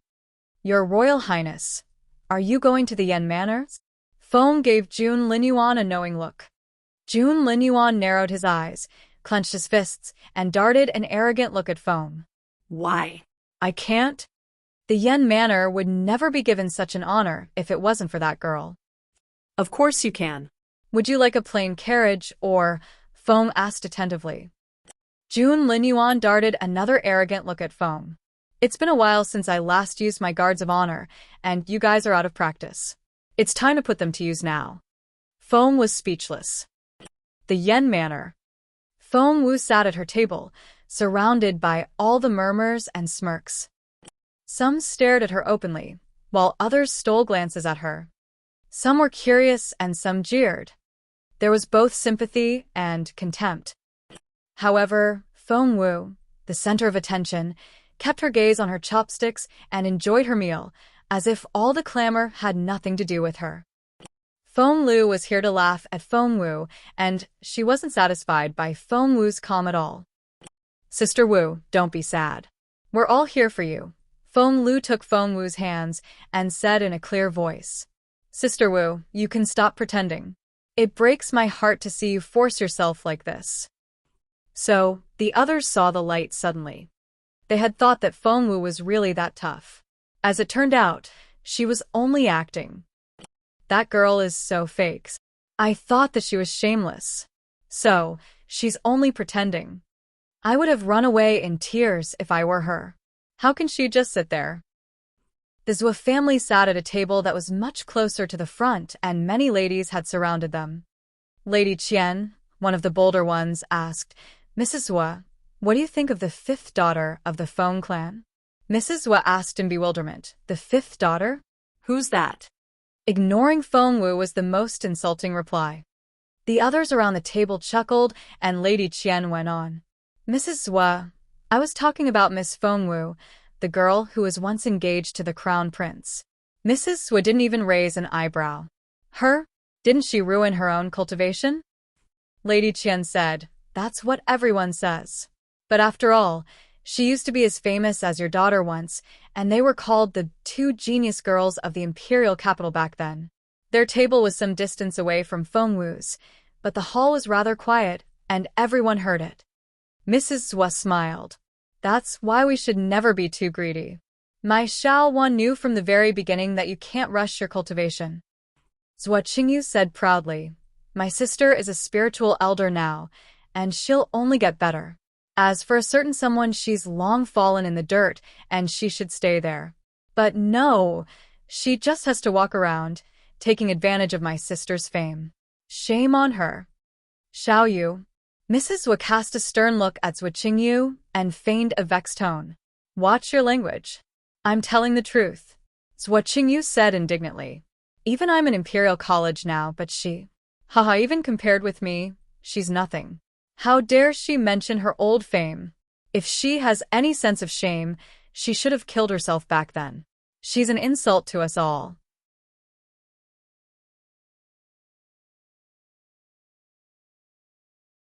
Chapter 350.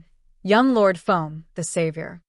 Zhuo Qingyu raised her voice deliberately, making sure that Feng Wu could hear it. Anyone who genuinely cared about Feng Wu would have jumped to their feet by now. However, Lady Wang and Feng Lu only exchanged satisfied looks at the insult. Feng Wu clenched her fists. No one with any sense of self-respect would turn a deaf ear to such humiliating words. However, Feng Wu knew better than anyone that she couldn't do anything reckless. A level 9 spiritual master was something in northern border city, but here in the imperial capital, she still wasn't strong enough. Feng Wu wasn't going to take it lying down, though. She was going to rise to her feet when little Feng Wu, a familiar voice, ran out. It was a melodious male voice. And Feng Wu wasn't the only one who heard it. Everyone turned in that direction. A teenager sat on the hedge to their right, beaming at Feng Wu.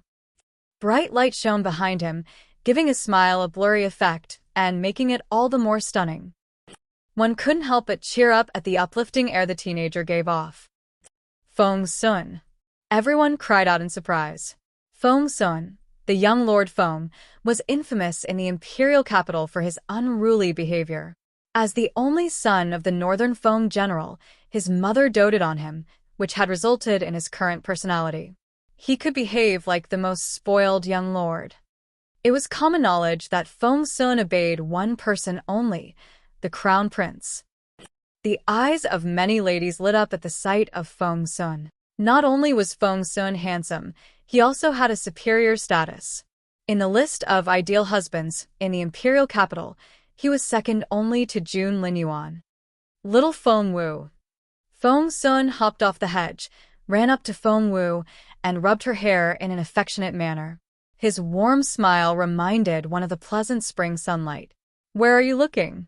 I'm right here. The smiles froze on many of the young ladies' faces. Were Feng Sun and Feng Wu very close? Feng Wu threw a dirty look at him. Your hand. What? Feng Sun was bewildered. Off me? Feng Wu hated when other people touched her head. It was bad luck. Sure. Seeing Feng Wu's frown, Feng Sun obeyed right away. He patted her on the shoulder instead and smiled broadly. You're here for the banquet as well? Gosh, isn't it so boring? Come, I'll show you around. Feng Wu then stepped on his foot. Feng Sun cried out and accused Feng Wu with an exaggerated expression. Hey, little Feng Wu, you stepped on my foot. Hit her. Now. Zhuo Qingyu clenched her fists and stared at Feng Wu in hatred, wishing that she could pierce Feng Wu with her gaze. Zhuo Qingyu had been secretly in love with Feng Sun for a very long time, and she couldn't get over her infatuation. She had hinted to her mother on multiple occasions to propose her marriage into the Feng family. Never had she expected that Feng Wu would be so familiar with Feng Sun. She grit her teeth so hard out of jealousy that her molars almost broke. However, Feng Wu overpowered Feng Sun with her smirk. Get back to wherever you came from. Now. Feng Sun darted a look at Feng Wu, then whispered in her ear, Aren't you angry about all these people saying such things about you? How about I get revenge for you? All human beings were emotional animals. After everything Feng Sun had done for her, Feng Wu would be lying if she said she wasn't touched. It was just that won't be necessary. Feng Wu turned him down casually.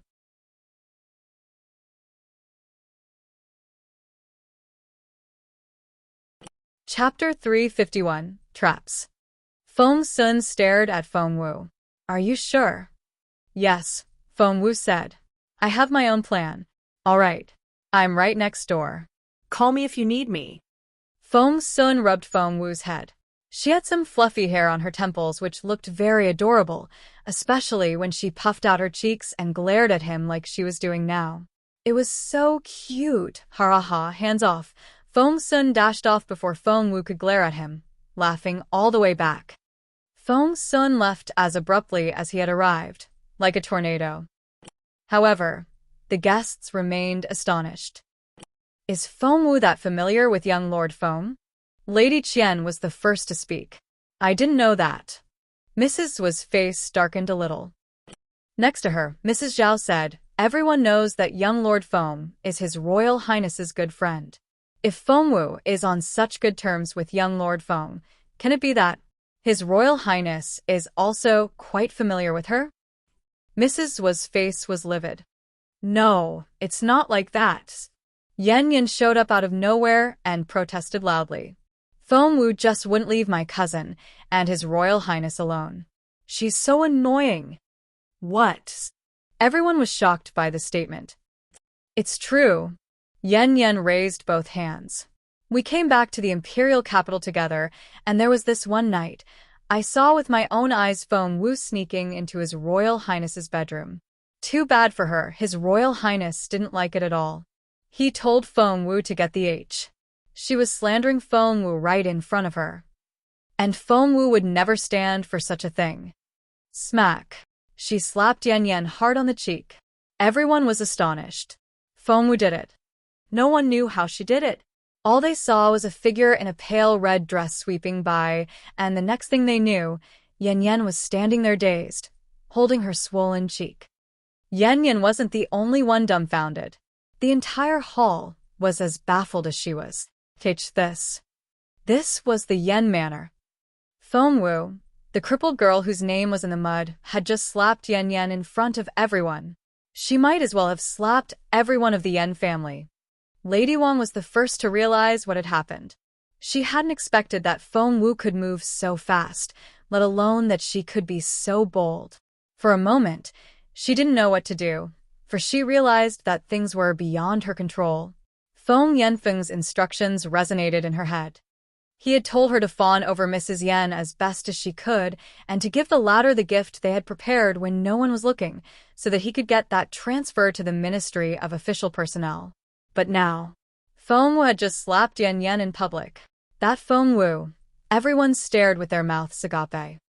Only then did Yan Yan come back to her senses, and her eyes went bloodshot red. Feng Wu, you hit me. How dare you hit me in my place?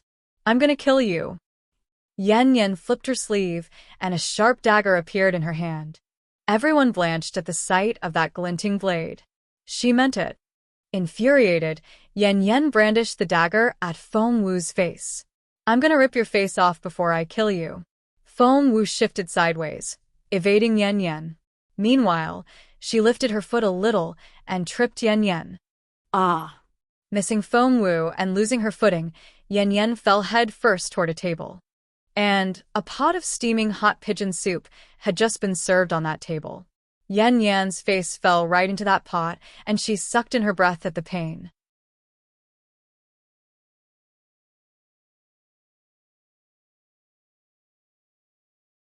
Chapter 352. Awesome. Miss Yan. And that table was the one Mrs. Wu and Mrs. Qian were sitting at. Both ladies tried to stop Yan Yan from falling, but they were too late. Yan Yan's entire head was in the soup pot, and her hair was soaked with grease. When she was helped to her feet, she had a pigeon wing sticking out of her hair, which looked rather funny. Ah! Yan Yan screamed frantically. She threw Mrs. Wu's hands off and charged at Feng Wu, still holding the dagger. Stop it! A stern voice ran out. Mrs. Yan had come out with her elderly mother-in-law. The old lady, in whose name the banquet was being held, wore a birthday outfit decorated with dark golden thread. Her silver hair was neatly combed, giving her a stern and dignified look. Mrs. Yan looked equally stern, and she glared at Yan Yan. Stop right there. Yan Yan had always been terrified of her mother, and she cried out furiously. She hit me and pushed me into a pot of soup. Mother, I won't have it. Feng Wu smirked. Are you saying that you can slander me all you want and I can't do anything about it? Why should I stand it when you can't? Seeing Mrs. Yen, the other ladies eyed Feng Wu with sympathy. Mrs. Yen always took the side of her own people, and she doted on Yen Yen. Feng Wu was unbelievably bold to strike Yen Yen first. She was so dead. The old ladies and Mrs. Yan's faces were livid. Mrs. Yen knew Yen Yen too well. When she saw what was going on, there was no doubt in her mind that Yen Yen had provoked Feng Wu first. Hence, she glowered at Yen Yen and said harshly, "You're too old to say such capricious things. Are you a child? Go clean yourself up." But Now. Mrs. Yen was very intimidating when she straightened her face. Yen Yen would have stormed off on any other day, but now she only stood there stubbornly with tears in her eyes.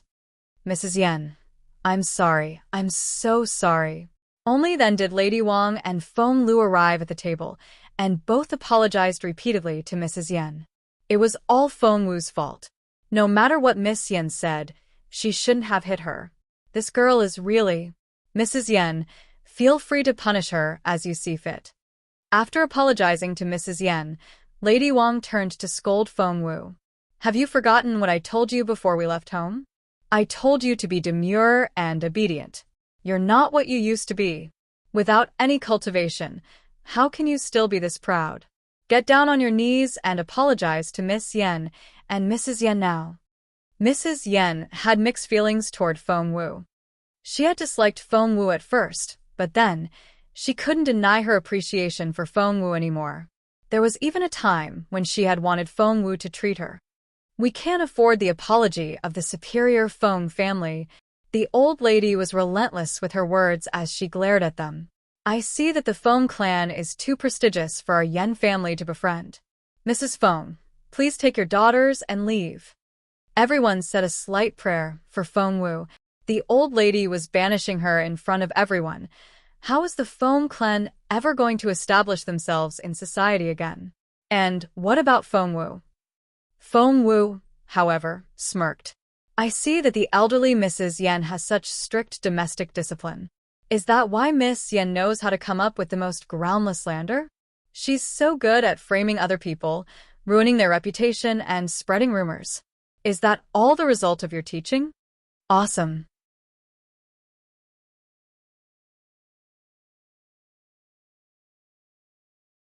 Chapter 353, Aggrieved. The others thought that Feng Wu would burst into tears and run away in grievance. But no one had expected Feng Wu to be bold enough to talk back to the old lady. The old Mrs. Yen was a tough, stern, and proud lady, and no one of her generation had ever dared offend her. But Feng Wu had just challenged her outright. Was she really a 13-year-old good-for-nothing? In the area for male guests on the other side, Feng Sun gloated. See? "What did I tell you? Xiao Wu is awesome. Just listen to her. Even the old lady isn't her match, not to mention Yen Yen." Feng Sun sat with all his buddies from the imperial capital. Everyone looked at him in resignation. "Brother Feng III, isn't Yen Yen your cousin and the old lady your own relative? Why does it sound like you're on Feng Wu's side?" Feng Sun darted the person a glance. "Shui IV, don't tell me you're one of those who values family loyalty over reason." Shui IV, the one he spoke to, was the fourth son of Minister Shui and one of Feng Sun's buddies whom he usually hung out with. Shui was baffled. Wasn't Brother Feng the one who emphasized standing up for friends and valuing family above all else? Why was it the other way round now that Feng Wu was involved? The others all stared at Feng Sun in bewilderment, not sure what to make of his attitude. At that moment, Sir Yen, who was in the host's seat, rose to his feet with a frown and had the servants remove the hedge between the two areas. That way, they were able to see what was going on the other side. He then went over to his wife with a frown. "What's wrong?" Before Mrs. Yen could say anything, the old lady exploded. She had never expected Feng Wu to be bold enough to talk back. She wouldn't have it. "Kick her out. Now." Now." Infuriated, the old lady thumped her walking stick loudly on the floor. Many were giving Feng Wu strange looks now. Sir Yen turned his cold gaze on Feng Wu. And who might this young lady be? She's Feng Wu, the fifth daughter of the Feng clan, and the one that destroyed her own cultivation because of her greed. Mrs. Wu smirked in a condescending manner. I knew that she was arrogant, but I finally see how arrogant she can actually be. She slapped Miss Yen first, then offended the old lady. Such an ill-bred girl. Mrs. Yen frowned. It's not like that. It was Yan Yan's fault today. Did you just take that girl's side? The old lady almost stuck her walking stick in Mrs. Yan's face. Have you forgotten that Yan Yan is your daughter? Why are you speaking up for that girl? What kind of mother are you? Mother, don't be mad. It's not good for your health. A pregnant woman who spoke in a gentle voice cajoled the old lady. She had one hand behind her waist and the other over her plump belly. It was none other than Lady Tang, Sir Yan's favorite concubine. She then turned to Feng Wu. Miss Feng, my mother isn't in great health, and we can't have her losing her temper. Please apologize to her. She's such a kind lady that she'll forgive you as soon as you say you're sorry. However, no one noticed how grim Yan Yan's face was when she stared at Lady Tang. Lady Tang was the old lady's brother's daughter, and the old lady had offered this concubine to Sir Yan herself. Somehow, after so many years, Lady Tang was still one of Sir Yan's favorites. Yan Yan had overheard a conversation once. Her father had promised Lady Tang that he would make her his second official wife once she gave him a son.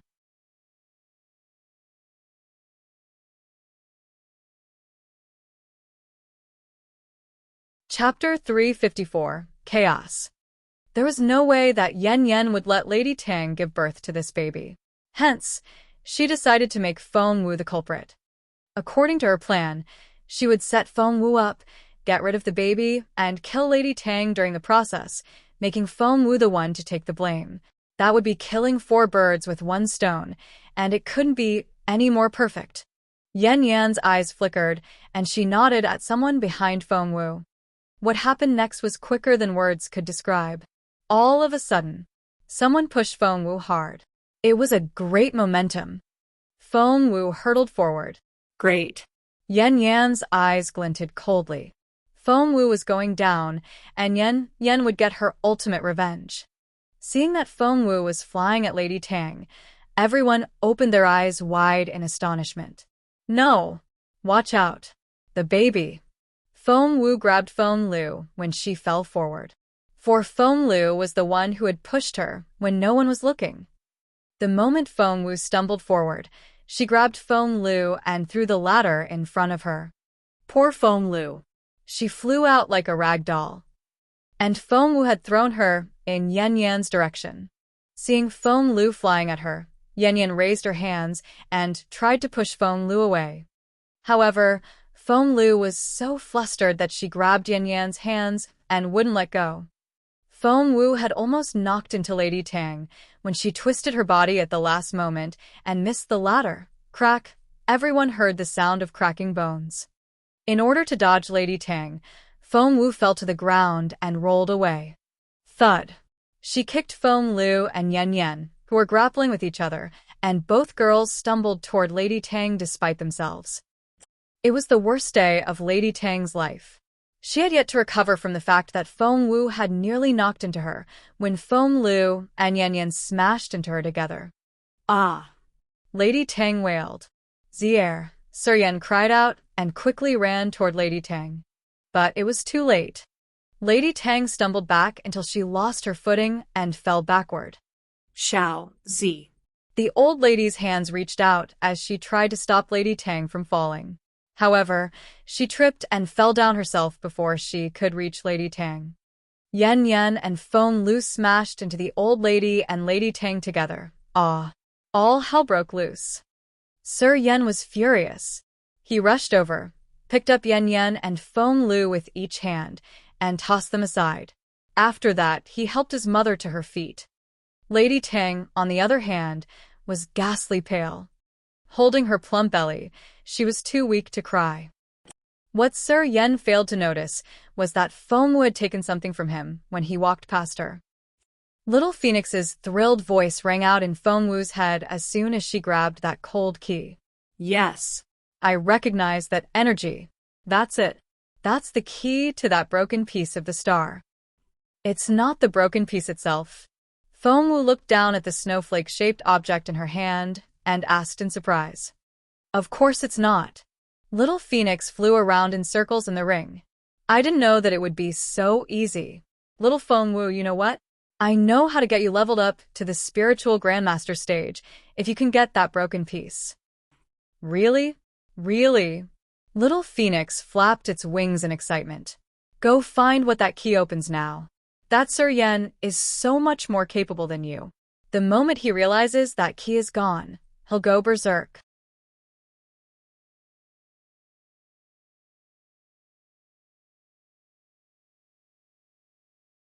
Chapter 355. What if it won't open? The hall was in utter chaos. Lady Tang was wailing, Yan Yan was defending herself, Feng Lu was trying to make excuses, and the old lady was scolding everyone. It was like a circus out there. And there wasn't a better moment for Feng Wu to sneak off. When no one was looking, Feng Wu hid behind a column before quickly hopping into a big tree. The next moment, she was nowhere to be seen. Actually, Feng Wu had had everything under control the whole time. It wasn't that she had figured out everything herself, but Yan Yan and Feng Lu had just happened to discuss their plan under a tree that Feng Wu had been hiding in. She had heard everything. Feng Wu learned that Feng Lu was going to persuade her to come to the Yan Manor and that the latter would make Feng Wu a laughingstock during the banquet. She also learned that Feng Lu and Yan Yan were going to make her the scapegoat for Lady Tang's mishap. Feng would do anything to curry favor with Sir Yan. Just imagine what he would do to Feng Wu if he learned that Feng Wu had killed Sir Yan's favorite concubine and her baby. It was probably the cleverest plan Feng Lu and Yan Yan had ever managed to come up with. Unfortunately, Feng Wu had been right above their heads and had heard every word. Hence, Feng Wu had decided to twist their trick to her own use. Because she needed that key which Sir Yan kept in his sleeve all the time. Sir Yan was much more capable than Feng Wu, and he always had that key on him. Feng Wu wouldn't be able to steal it under normal circumstances, and she could only give it a go when he was greatly disturbed and was distracted.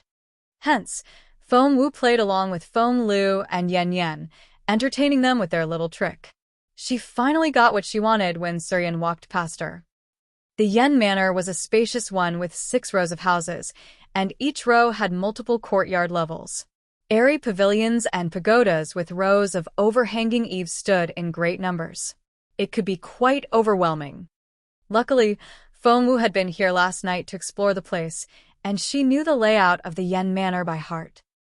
Take a left turn here, then turn right after 500 meters. Walk for another 1,000 meters, then turn left. Little Phoenix could sense that broken star piece, and it guided Feng Wu toward it. Before long, Feng Wu reached a tower on an islet in the middle of a lake. It's right there in that tower. Little Phoenix was thrilled. The tower stood right in the center of Blue Lake. The water was limpid, and the tower reminded one of an eagle spreading its wings. Nothing obscured the line of sight, and the tower could be seen from all sides. Taking out the cold key, Feng Wu slid it into the slot. She needed to open the door as soon as possible. All would be lost if she was spotted. Inside was one of the broken star pieces to save her master, and she would give anything to obtain it. However, after sticking the key in, Feng Wu couldn't turn it no matter what. Something seemed to be stuck, and it just wouldn't budge. Why was this happening? Was it the wrong key? Feng Wu was a little flustered, for there was no cover around, and anyone passing by would be able to spot her right away. Moreover, Sir Yan might figure out what was going on at any moment, and she would be in a lot of trouble if that happened. But the key just wouldn't turn. Meanwhile, Lady Tang had been taken inside for emergency treatment, and the old lady was being treated for her leg, which had been injured in the fall. How's Lady Tang doing? Mrs. Yan was the most exasperated person here, although she didn't like the fact that Lady Tang was having a baby.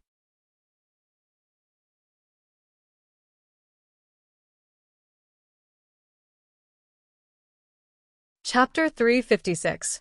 Will Feng Wu be blamed? However, Mrs. Yen had allowed Lady Tang to carry that baby until now, which indicated that Mrs. Yen wanted it. After all, Yen was her only child, and the Yen family needed a son.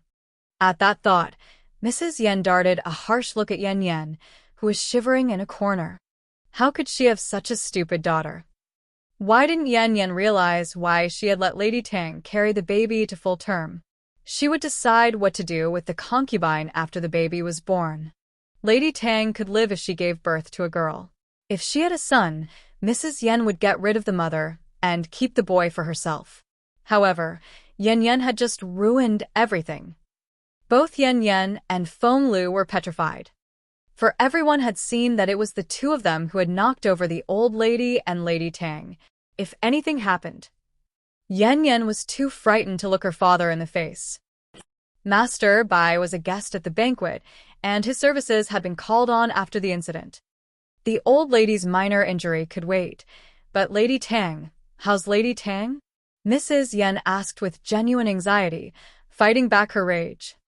Because her own daughter was the culprit, and everyone in the banquet had seen it. What would other people think of her in the future? Master Bai shook his head. It doesn't look good. The lady is bleeding out, and I think we're losing the baby. Sir Yan's face was livid. Maybe she'll have a chance if Master Chu is here. Master Bai sighed. But Master Chu is giving Her Majesty the Empress Dowager her routine examination today. I don't think he'll be able to come. Sir Yan and his wife might not have good enough connections to get Master Chu, but Feng Sun's. Mrs. Yen rushed to Feng Sun's side and took him by the arm. Aunt. Feng Sun was looking for Feng Wu everywhere and was bewildered by Mrs. Yan's sudden appearance. Go to the royal palace and get Master Chu for me now. You're the crown prince's good friend. I'm sure you can do it. Please help me. Mrs. Yen was so frustrated by her imbecilic daughter. But I'm busy looking for someone here. He hadn't seen Xiao Wu after she got knocked over. Could she have fallen victim to a trap?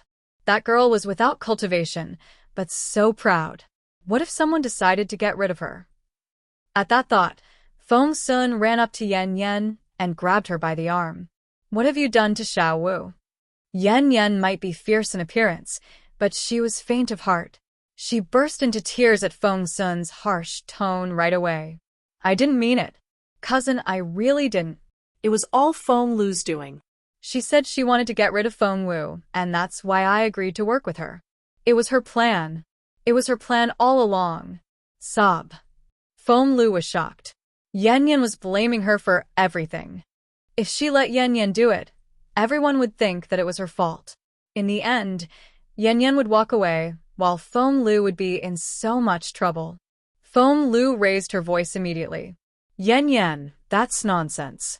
You came to me first, saying that you couldn't let Lady Tang have this baby, or your status would be threatened. You prompted me to bring Feng Wu here today, and to push her at Lady Tang. Shut up. Lady Wang slapped Feng Lu hard in the face. How could she be so stupid? How could she make such accusations in public? She was going to incriminate herself together with Yen. Just then.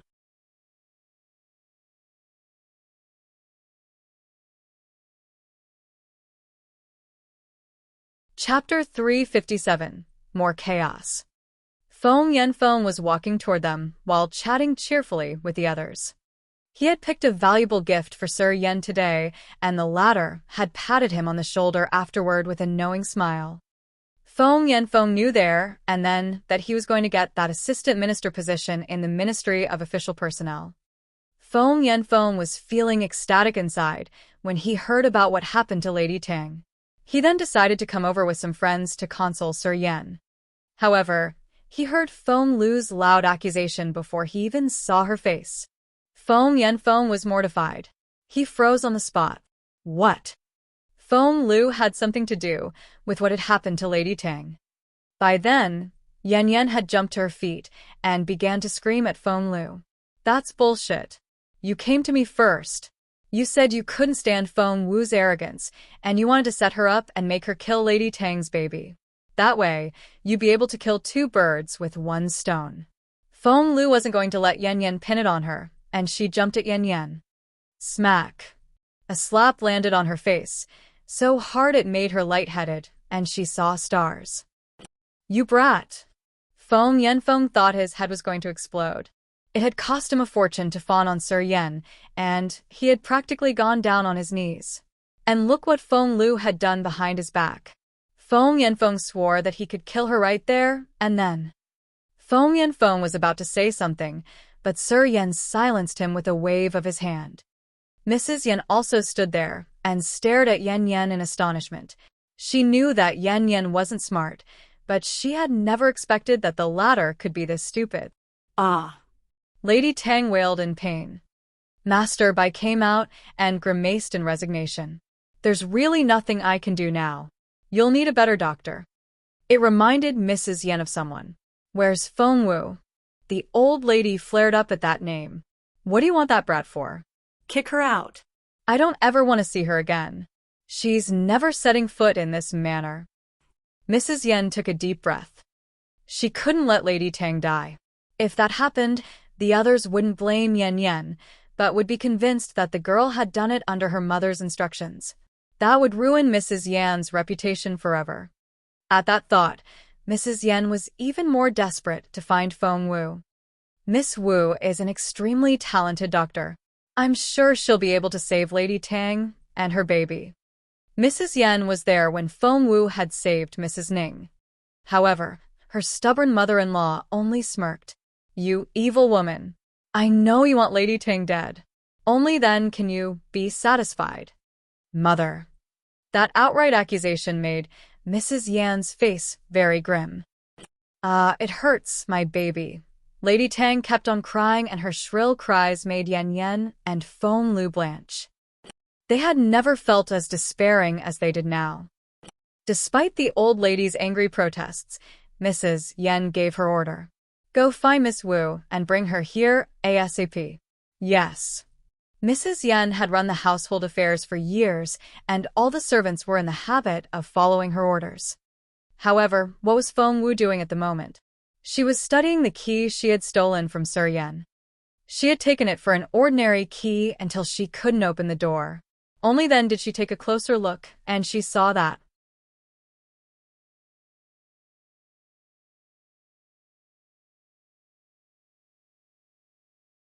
Chapter 358. Withdraw their confession. Feng Wu realized in amazement. There was a spiritual imprint on the key, so that no one other than Sir Yen himself could use it. Feng Wu was so frustrated. After putting up with Feng Lu's lousy plan all this time, she just found out that it was all for nothing. What a waste of time. Just then, Feng Wu saw people begin to move to and fro around the lake. Since she couldn't get in, her only choice was to give up for the time being. Sigh. Feng Wu patted herself on the chest. She didn't like it at all, but she had no choice but to head back with the key. Mrs. Yen was frantically searching for Feng Wu. Mrs. Zhua was confused, and so were the other ladies. Feng Wu? She knows medicine? Mrs. Qian frowned. How can that be? Mrs. Xiao was equally bewildered. I've never heard of such a thing. Is Mrs. Yen mistaken? The other ladies gathered around and talked among themselves. Their conclusion was that Mrs. Yen had lost her mind. Someone then suggested, is it possible that Mrs. Yen doesn't want Lady Tang to have this baby? Is that why she's insisting on letting Feng Wu treat her? But that's so stupid. She has so many other options if she wants to get rid of Lady Tang. Did she have to do it in front of so many people? Mrs. Yen is too smart to make such a mistake. Mrs. Yen heard everything. Her face was livid. She cast stern looks at Yan Yan and Feng Lu. They were going to pay for this. Have you found her? Mrs. Yen glared at her steward and said between gritted teeth. Although he had no idea why Mrs. Yen was doing this, the steward still shook his head and replied, We lost track of Miss Feng Wu among the chaos. It's not that easy to find her. Just then, someone went up to Yan Yan and whispered something in her ear. It was Zhua Qingyu, Zhua Qingluan's own sister. Yan Yan's eyes lit up. She won't take advantage of the chaos and try to steal stuff, will she? Yan Yan, who had been huddled in the corner, spoke up all of a sudden, which caught everyone's attention. I mean it. Yan Yan clenched her fists, hoping more than anything else to drag Feng Wu into this. She's just come back from northern border city and her family has nothing. I bet she has her eye on a lot of things here, and she's out there stealing things. The others weren't convinced. Could it be possible? Actually, it was all Feng Wu's plan. Yan Yan rose to her feet and said loudly, "You all saw it. She dragged us toward Lady Tang, just then. She planned everything." Feng Sun only thought Yan Yan ridiculous and rolled his eyes at her. "Didn't you admit that it was Feng Lu's plan just then? Why are you blaming Feng Wu now?" "Haha, cousin, you're so naive." Yan Yan reacted quickly. "I said so, because I wanted to bring Feng Wu's guard down. She would feel safe enough to sneak off if she saw me and Feng Lu attacking each other." Feng Sun felt like slapping her. "Yan Yan, you were accusing Feng Lu earlier, and you're accusing Feng Wu now. Where's your evidence? Do you think everyone will take your word for it?"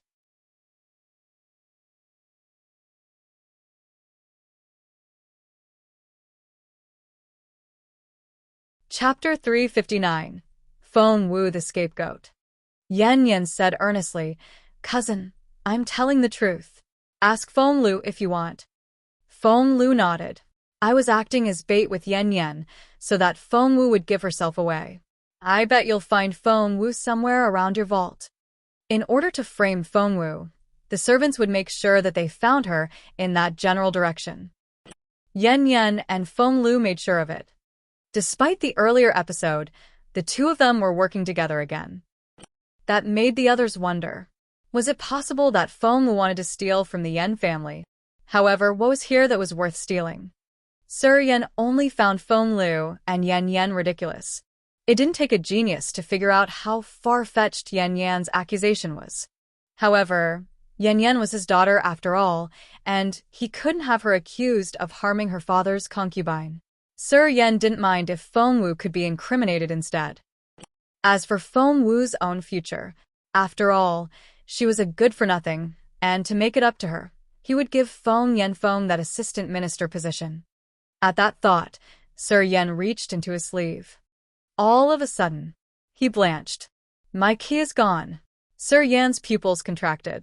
He was only going to make a show of it, pretending to have lost his key. However, he realized that his key was really gone. He broke into a cold sweat right away. All eyes were on Sir Yan. He was sweating. What a great actor. However, they still played along and asked, "Sir Yan, what key?" "The key to my vault." The corner of Sir Yan's mouth twitched. "I have it on me all the time, but it's not here." Feng Wu took it. Yan Yan bolted to her feet, and her face lit up. She knew perfectly well that Feng Wu wasn't capable enough to take that key from her father, but she couldn't care less about that rationale now. She would make it stick. Yan Yan said loudly, "Feng Wu pushed us toward Lady Tang deliberately, and father, didn't you walk past her then? You were so concerned about Lady Tang that you became distracted. Feng Wu took that key when you weren't paying attention to your sleeve. She's so cunning." Yan Yan would never have been clever enough to come up with such a speech. Zhuo Qingyu had fed it to her word by word. At that moment, Yan Yan had never felt more excited. She knew that it wasn't true, but her family would make sure it became the truth. As for the Feng clan, well, Feng Yanfeng was their current leader, and he was Feng Lu's father. Between a daughter and a niece, of course, he would sacrifice the latter. Feng Yanfeng had a habit of sitting on the fence, and he valued his personal gain above all else. He was the first to switch sides when his own interests were concerned. He took the hint from Yan Yan's words right away and saw that his ideal choice was to give Feng Wu up. Feng Wu. Feng Yanfeng put on an angry face and said in a regretful voice, "She used to be such a nice girl. I never expected that she would become this narrow-minded after she was crippled." Lady Wang chimed in right away. "It's not your fault. After all, they've been staying in northern border city all this time, and you weren't able to give her guidance." Sigh. "I'm afraid we've lost that old Feng Wu. How sad."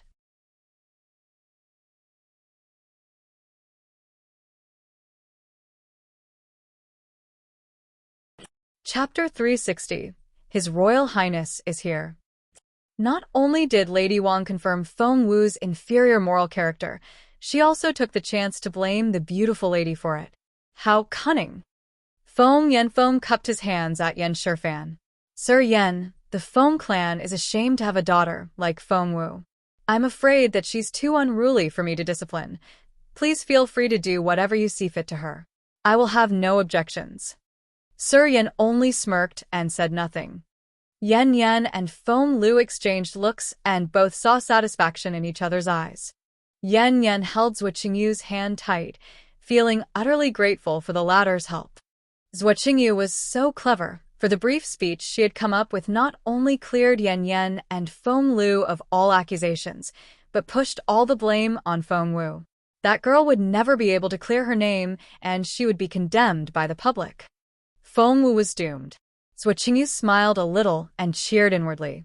She hadn't expected Feng Wu to be this vulnerable to attack. Feng Wu, on the other hand, had no idea of all the things happening in the main hall. After failing to open that lock, she took a detour and returned via another route. Everyone was eyeing her in a suspicious and unfriendly way when she walked in.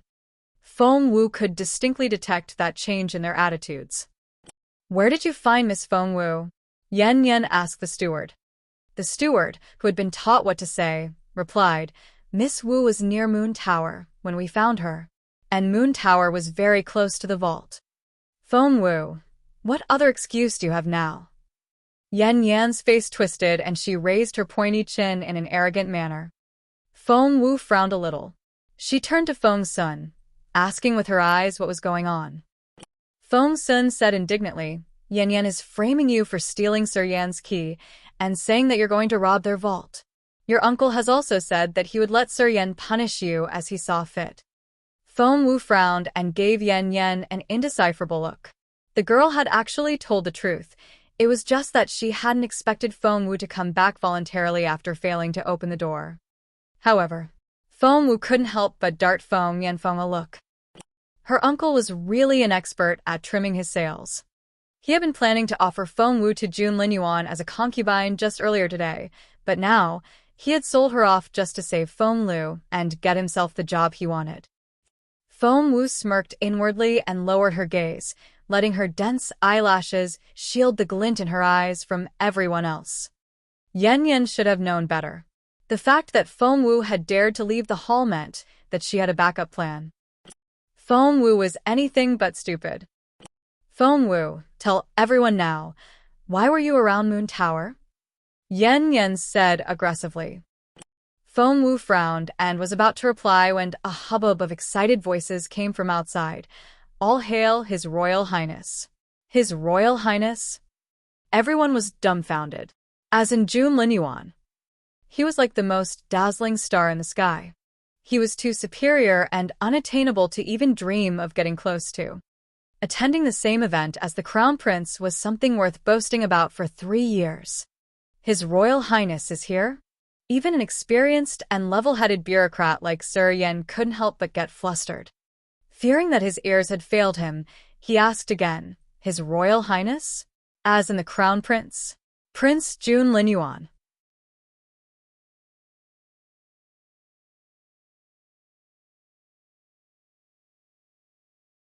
Chapter 361. Feng Wu would rather not see Jun Linyuan here. A junior steward nodded. "Yes, it's His Royal Highness himself. And he's come with his official guard of honor, saying that they're here to celebrate our old lady's birthday." Since when was the Yan Manor important enough for the Crown Prince to pay a visit himself? Everyone was dumbfounded. Was the Yan family about to get lucky? Sir Yan shook with excitement. Lifting the lower hem of his robe off the floor, he dashed out the door. Many officials were here today for the birthday banquet, and they all dashed out after Sir Yan. Before long, the yard was filled with prostrating officials. Those that had been smirking at and talking about Feng Wu a moment ago had forgotten all about her. They were too busy going down on their knees. The officials knelt down on the left, and their wives did so on the right.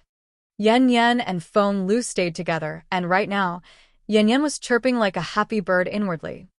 Jun Linyuan hardly ever visited any officials.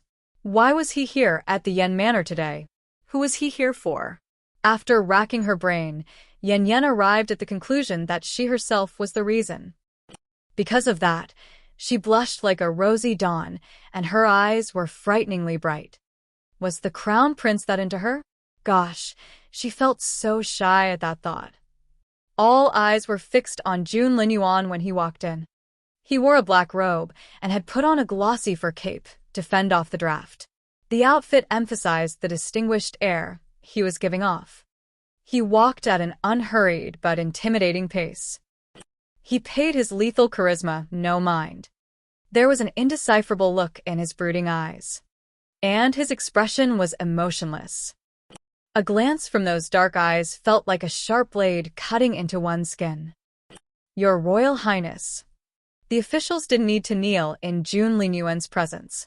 No one remembered who started it, but somehow, everyone felt like going down on their knees whenever Jun Linyuan showed up, and they weren't even bold enough to look him in the eye. In all the years that the Junwu Empire had been established, this crown prince was one of a kind. Your Royal Highness, Sir Yan knelt down at the very front, his expression very solemn. The others also lowered their gazes deferentially, not daring to take a peek at the crown prince. However, Jun Linyuan's cold gaze had been fixed in just one direction since he walked in, and he also headed that way with a grim look on his face. Feng Wu frowned a little when she noticed that Jun Linyuan was coming her way. She had prepared several backup plans for different scenarios in advance for this occasion. That was why even after the successive false accusations by Yan, Sir Yan, Feng Lu, and Feng Yanfeng, she was able to remain unperturbed. However, Jun Linyuan wasn't part of Feng Wu's plan. Jun Linyuan, Feng Sun, and Yuminji, those three were like her natural enemies. Each time any one of them showed up, she would be forced to face a lot of unexpected complications. Before Feng Wu could react, Little Phoenix bolted up in a ring. Ah, it's him. Poor bird. That first abnormal flame had been seized by Jun Rex and Feng Tutu, and the second one, which it had guarded with all its power, had been stolen by Jun Linyuan in the name of saving Feng Wu. Heh. Feng Wu couldn't even force a smile at that thought. Flames seemed to shoot out of her bright eyes. Jun Linyuan made a beeline for Feng Wu.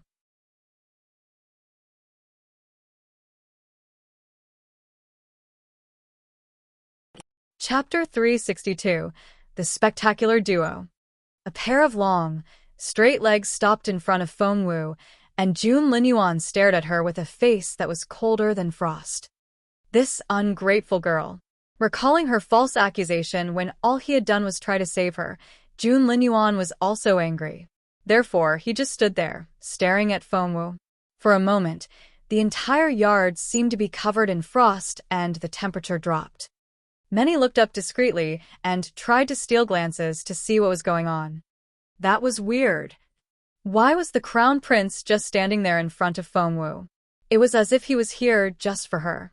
Were they that close? The tall teenager had deep-set features and looked stunning. His aura reminded one of the most superior rulers. The slender teenage girl was a dazzling beauty whose charm could bring down an entire city. Standing there facing each other, they made the most stunning picture. When the wind blew, their clothes flapped in the air, giving them an ethereal feel. It was such a beautiful picture. Feng Lu, Yan, Zuoqingyu, and every other teenage girl in the yard found it an eyesore as they were all overwhelmed with jealousy. That was so frustrating. Sir Yan and Feng Yanfeng also exchanged looks. Sir Yan, Feng Wu, and the crown prince. Feng Yanfeng, no way. Sir Yan, but if it really is the case, and Feng Wu tells the crown prince on us. Feng Yanfeng, we'll have to adapt to the circumstances then. Feng Yanfeng was already considering the possibility of Jun Linyuan standing up for Feng Wu. When that happened, he would have to think of a way to win Feng Wu back. While everyone was coming up with their own speculations, Jun Linyuan spoke in an arrogant and taunting voice. It's you. Again. Huh. That unmistakably impatient tone and contemptuous expression elated everyone in the yard. Feng Wu smirked. Shouldn't I be the one to say that? June Linyuan darted a haughty look at Feng Wu. You've been following me everywhere. Feng Wu, you just can't live without me. Wowed at the way June Linyuan put it. It shocked everyone. The Crown Prince was as relentless as ever with his words. Did he just admit that Feng Wu wouldn't leave him alone? So, Yan was telling the truth. Feng Wu was such a shameless girl.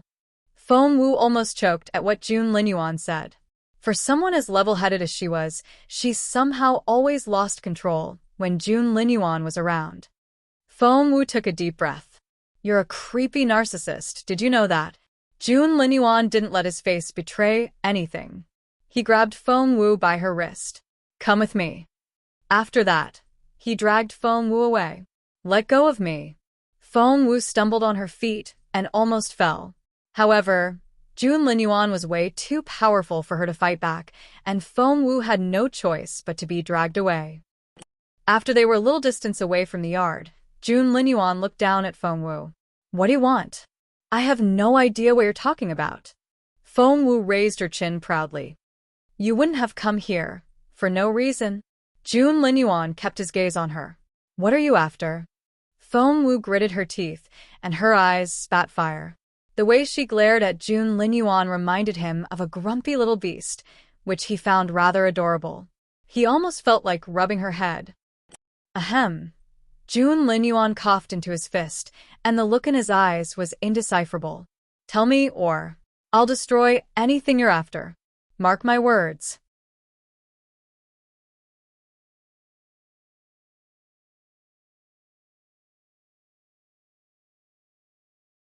Chapter 363. June Linyuan, the Young Tyrant. That was pure blackmail, but Feng Wu realized that it was very effective. What's wrong with you? Feng Wu snapped. Do you enjoy picking on me that much? June Linyuan nodded sincerely. I do, actually. Especially when the girl bristled like a cat, but had to bend to his will. It was so much fun. Feng Wu took a deep breath. What was June Linyuan's problem?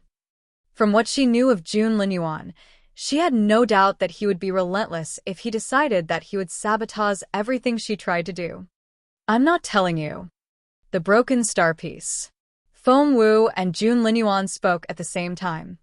Feng Wu's pupils contracted, and she stared at June Linyuan as if she had seen a ghost. June Linyuan gloated. How did you know that? Feng Wu lowered her voice and asked through gritted teeth. The fact that he had mentioned the broken star piece meant that he was confident about his guess. June Linyuan gave her a casual glance, as if he had just heard an idiotic question. Instead of replying, he went back without Feng Wu. The others were baffled by June Linyuan's attitude. Exactly what was the relationship between the Crown Prince and Feng Wu? It was so confusing. Boss June. Feng Sun ran up to June Linyuan cheerfully and said in a hurry, Boss June, has little Feng Wu told you everything? June Linyuan darted a suspicious look at Feng Sun. Tell me what? Feng Sun smacked his own forehead. What was he thinking? Little Feng Wu and Boss June were never on friendly terms, and of course Boss June wouldn't help her. He must have lost his mind. At that thought, Feng Sun kept his gaze on June Linyuan. Boss June, you have to get it right for little Feng Wu this time, or those people will frame her for everything. I'm going to help her anyway, so please just do it for me. Sir Yan almost exploded at Feng Sun's words. Had the boy forgotten that he was a relative of the Yan family? The way he put it, he was claiming that the Yan family was setting Feng Wu up. Exactly which side was he on? June Linyuan darted an indifferent glance at Feng Sun. Feng Sun, you should take a look at yourself in the mirror. Feng Sun said, whatever. You have to help little Feng Wu. All eyes were on the Crown Prince. Was he going to take Feng Wu's side? June Linyuan smiled coldly. Childish. The others let out breaths of relief.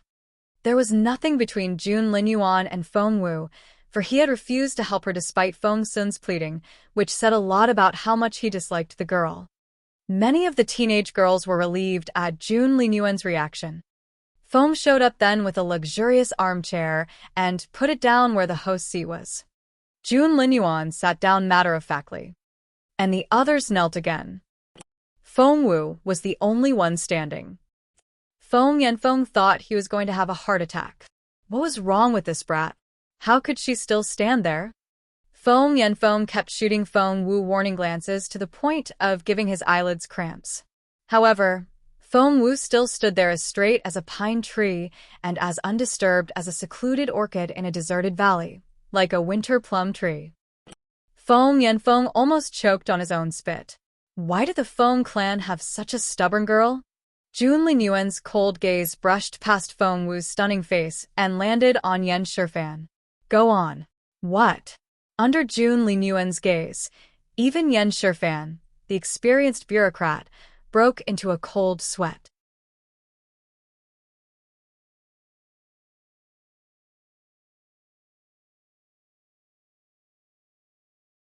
Chapter 364. Slay It. Feng said in an indifferent tone, Sir Yan, His Royal Highness is only here to observe. Please proceed as you see fit. He would be a bystander only and not take anyone's side. Sir Yan was relieved to learn Jun Linyuan's position on the matter. Yan was desperate to show off in front of Jun Linyuan, and she spoke first. After briefing Jun Linyuan on what had happened, she turned to Feng Wu, her eyes glinting. Tell us now, why were you at Moon Tower when everyone else was here? What else could you be doing there if not trying to steal my family's treasure? Feng Wu had a brooding look in her eyes. She wasn't paying attention to Yan's question, for she had a more pressing one herself. Why did Jun Linyuan know about the broken star piece? Had she let it slip somehow? How could he have guessed it? That guy was terrifyingly smart. Feng Wu. Feng Wu. Yan kept her gaze on Feng Wu. Seeing that the latter's mind had wandered off, Yan felt ignored and humiliated. Huh? What? Only then did Feng Wu come back to herself and look back at Yan in bewilderment. Feng Wu's indifference only frustrated Yan further. Feng Wu, stop trying to avoid my question. The longer you stall, the more guilty you look. Yan said in an aggressive tone and tried to force Feng Wu to answer. Are you sure you want to hear my explanation? Feng Wu gave Yan a meaningful glance. Yan smirked. I see. You're not answering my question because you have no excuse at all. Feng Wu said grimly, Yan, keep pressing and you'll be the one crying after I tell the truth. Haha, Yan laughed as if she had heard the funniest joke. Feng Wu, you're the biggest hypocrite I've ever met. Please don't mind me. Just tell your story. Feng Wu darted a casual look at Sir Yan.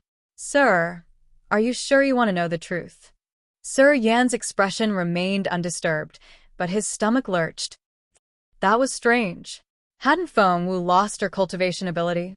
Why did her casual glance feel like a dagger in Sir Yan's chest? It gave him goosebumps all over. Sir Yan was genuinely baffled. He then decided that it must have been an illusion. Keeping his cold gaze on Feng Wu, he said, Miss Wu, please feel free to tell us what you have to say. With His Royal Highness here as a witness, I promise you that everything will be fair and square. No one will blame you for anything you didn't do. Any other girl would be flustered by the attention from such a large crowd, but Feng Wu wasn't just any girl. Crossing her hands behind her back, she stood there ramrod straight and her limpid eyes sparkling. Turning her palm over, Feng Wu showed the crowd a cluster of green leaves covered with fine down. That's... Everyone looked at Feng Wu in bewilderment. However, Yan was astonished.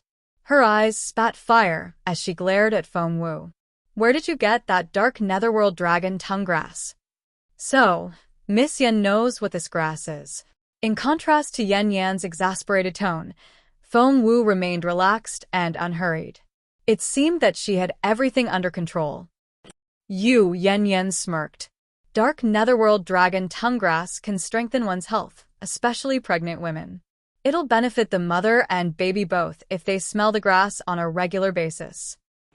That's why a pot of dark netherworld dragon tongue grass was put in Lady Tang's yard. Feng Wu nodded. Yes.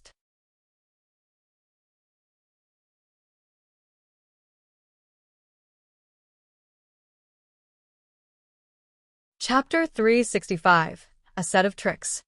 If that's the case, why do you question me for being around Moon Tower? Feng Wu darted a glance at Yan Yan. Yan Yan didn't know what to say.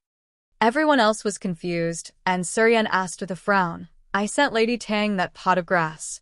Is there a problem? Feng Wu smiled a little. Not with the grass itself, but Miss Yan visited Lady Tang's yard a lot, didn't she? Feng Wu asked. Yes. Lady Tang wasn't here to answer that question, and her maid replied for her.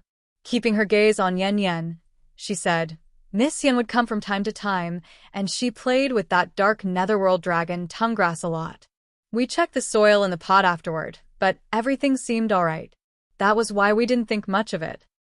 How stupid of you. Feng Wu snorted. Stupid. Everyone looked at Feng Wu in bewilderment. What was she talking about? Just when they thought that Feng Wu was going to give them an explanation, she changed the subject. She gestured at Yan Yan's flowing ginger-colored dress and said with a half-smile, Miss Yan wore this dress a lot when she visited your lady, didn't she? Xiao Dai, Lady Tang's maid, tilted her head and thought about it. Her eyes then lit up. That's right. This was indeed the dress Miss Yan wore when she came. Is there something wrong with it? The others thought Feng Wu's reasoning was all over the place and were utterly confused. Yan Yan, on the other hand, had blanched. Glowering at Feng Wu, she said in an exasperated voice, It's none of your business what dress I wear. Feng Wu smiled and said unhurriedly, Well, it's not mine, but someone else may have something to say about it. After that, Feng Wu turned to Sir Yan. This dress Miss Yan is wearing has been soaked with the colorless and odorless juice of dry ginger grass. Sir Yan, are you going to ignore that fact? The juice of dry ginger grass? Master Bai cried out in surprise. A mixture of that and dark netherworld dragon tonguegrass can quicken the blood flow, which can induce abortion if a pregnant woman inhales it for a period of time. All eyes were instantly on Yan Yan. Yan Yan smirked. Feng Wu, do you have any idea what you're talking about? She then turned to the crowd and said loudly, I swear that there's no such grass juice on my dress, nor do I have any idea of the effect of the two types of grass when mixed together. Feel free to take this dress and check it all you want. Yan Yan sounded so righteous and sincere. The looks the crowd gave Feng Wu changed right away. Was Feng Wu slandering Yan Yan now? Many had already gotten lost in the successive turns of events. Sure, I can do that, said Master Bai earnestly. Your Royal Highness, would you mind if I take the liberty to run the test? June Linyuan shot a quick glance in Feng Wu's direction. All she needed to do was yield to his power, and he would be on her side. However, she only stood there, looking so sure of herself. Go ahead. June Linyuan kept his gaze on the girl as crafty as a fox and snorted. Feng Lu went inside and changed into another outfit. Master Bai then took the ginger-colored dress and was going to run the test. Yan Yan darted a glance at Feng Wu, looking like the cat that had eaten the canary. Seeing how confident Feng Wu had been, Yan Yan thought that the girl had figured everything out. As it turned out, she was just trying her luck. Yan Yan was so proud of herself when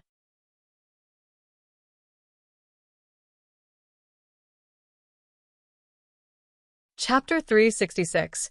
Is that everything? Feng Wu took Yan Yan by the wrist. You. Yan Yan glared at Feng Wu. What do you think you're doing? Everyone else was also confused. What was Feng Wu doing? Even Master Bai, who was ready to leave with that dress, turned around in bewilderment. June Linyuan narrowed his deep-set eyes. He knew it. The girl as cunning as a fox wouldn't just stop there.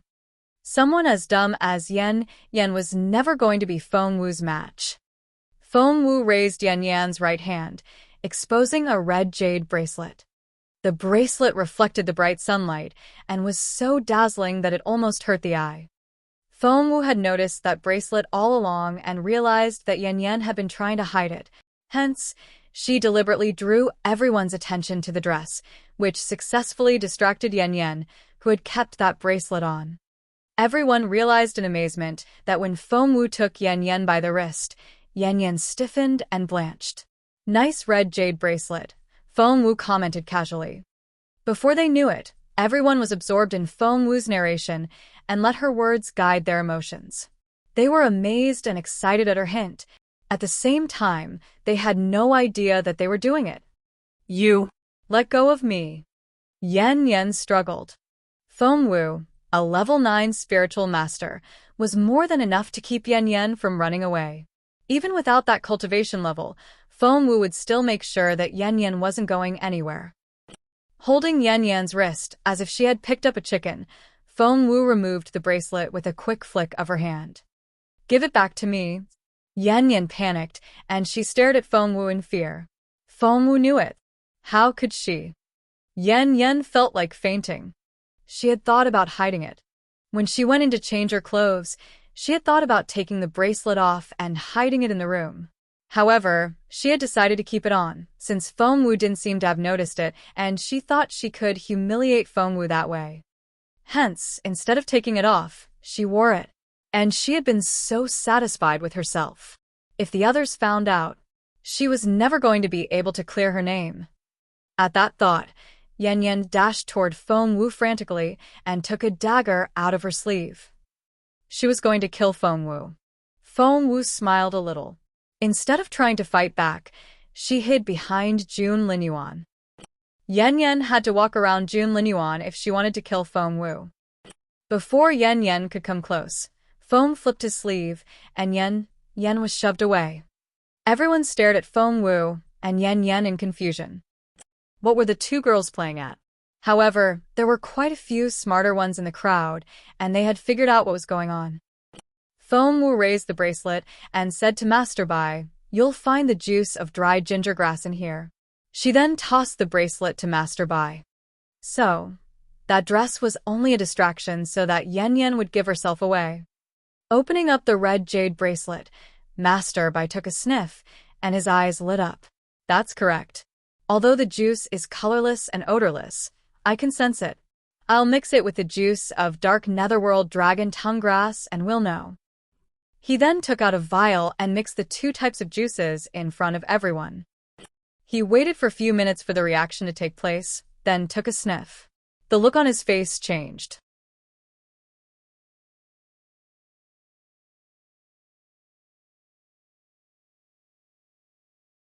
Chapter 367. Jun Linyuan in Action.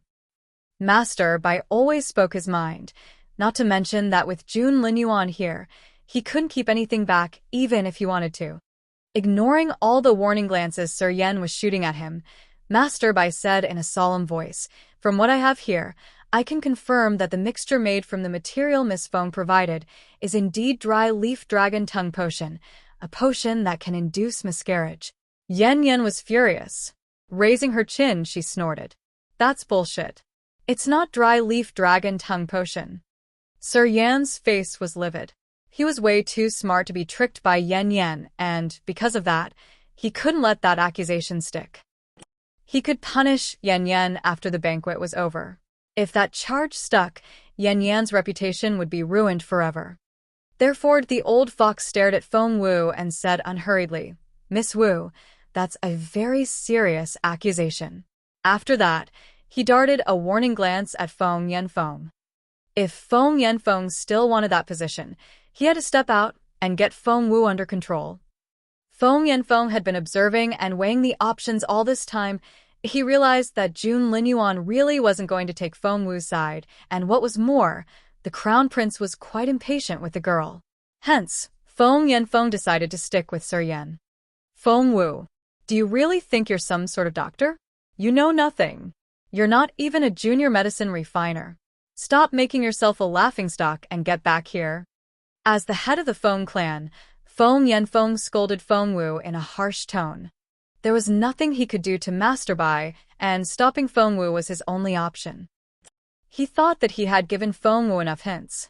If the girl had any sense, she would stop what she was doing and admit to everything they had accused her of.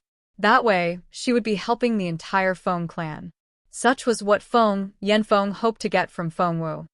Once Sir Yan had spoken, Yan regained her confidence. Resting her hands on her waist, she snorted. "Feng Wu, get down on your knees and apologize to me."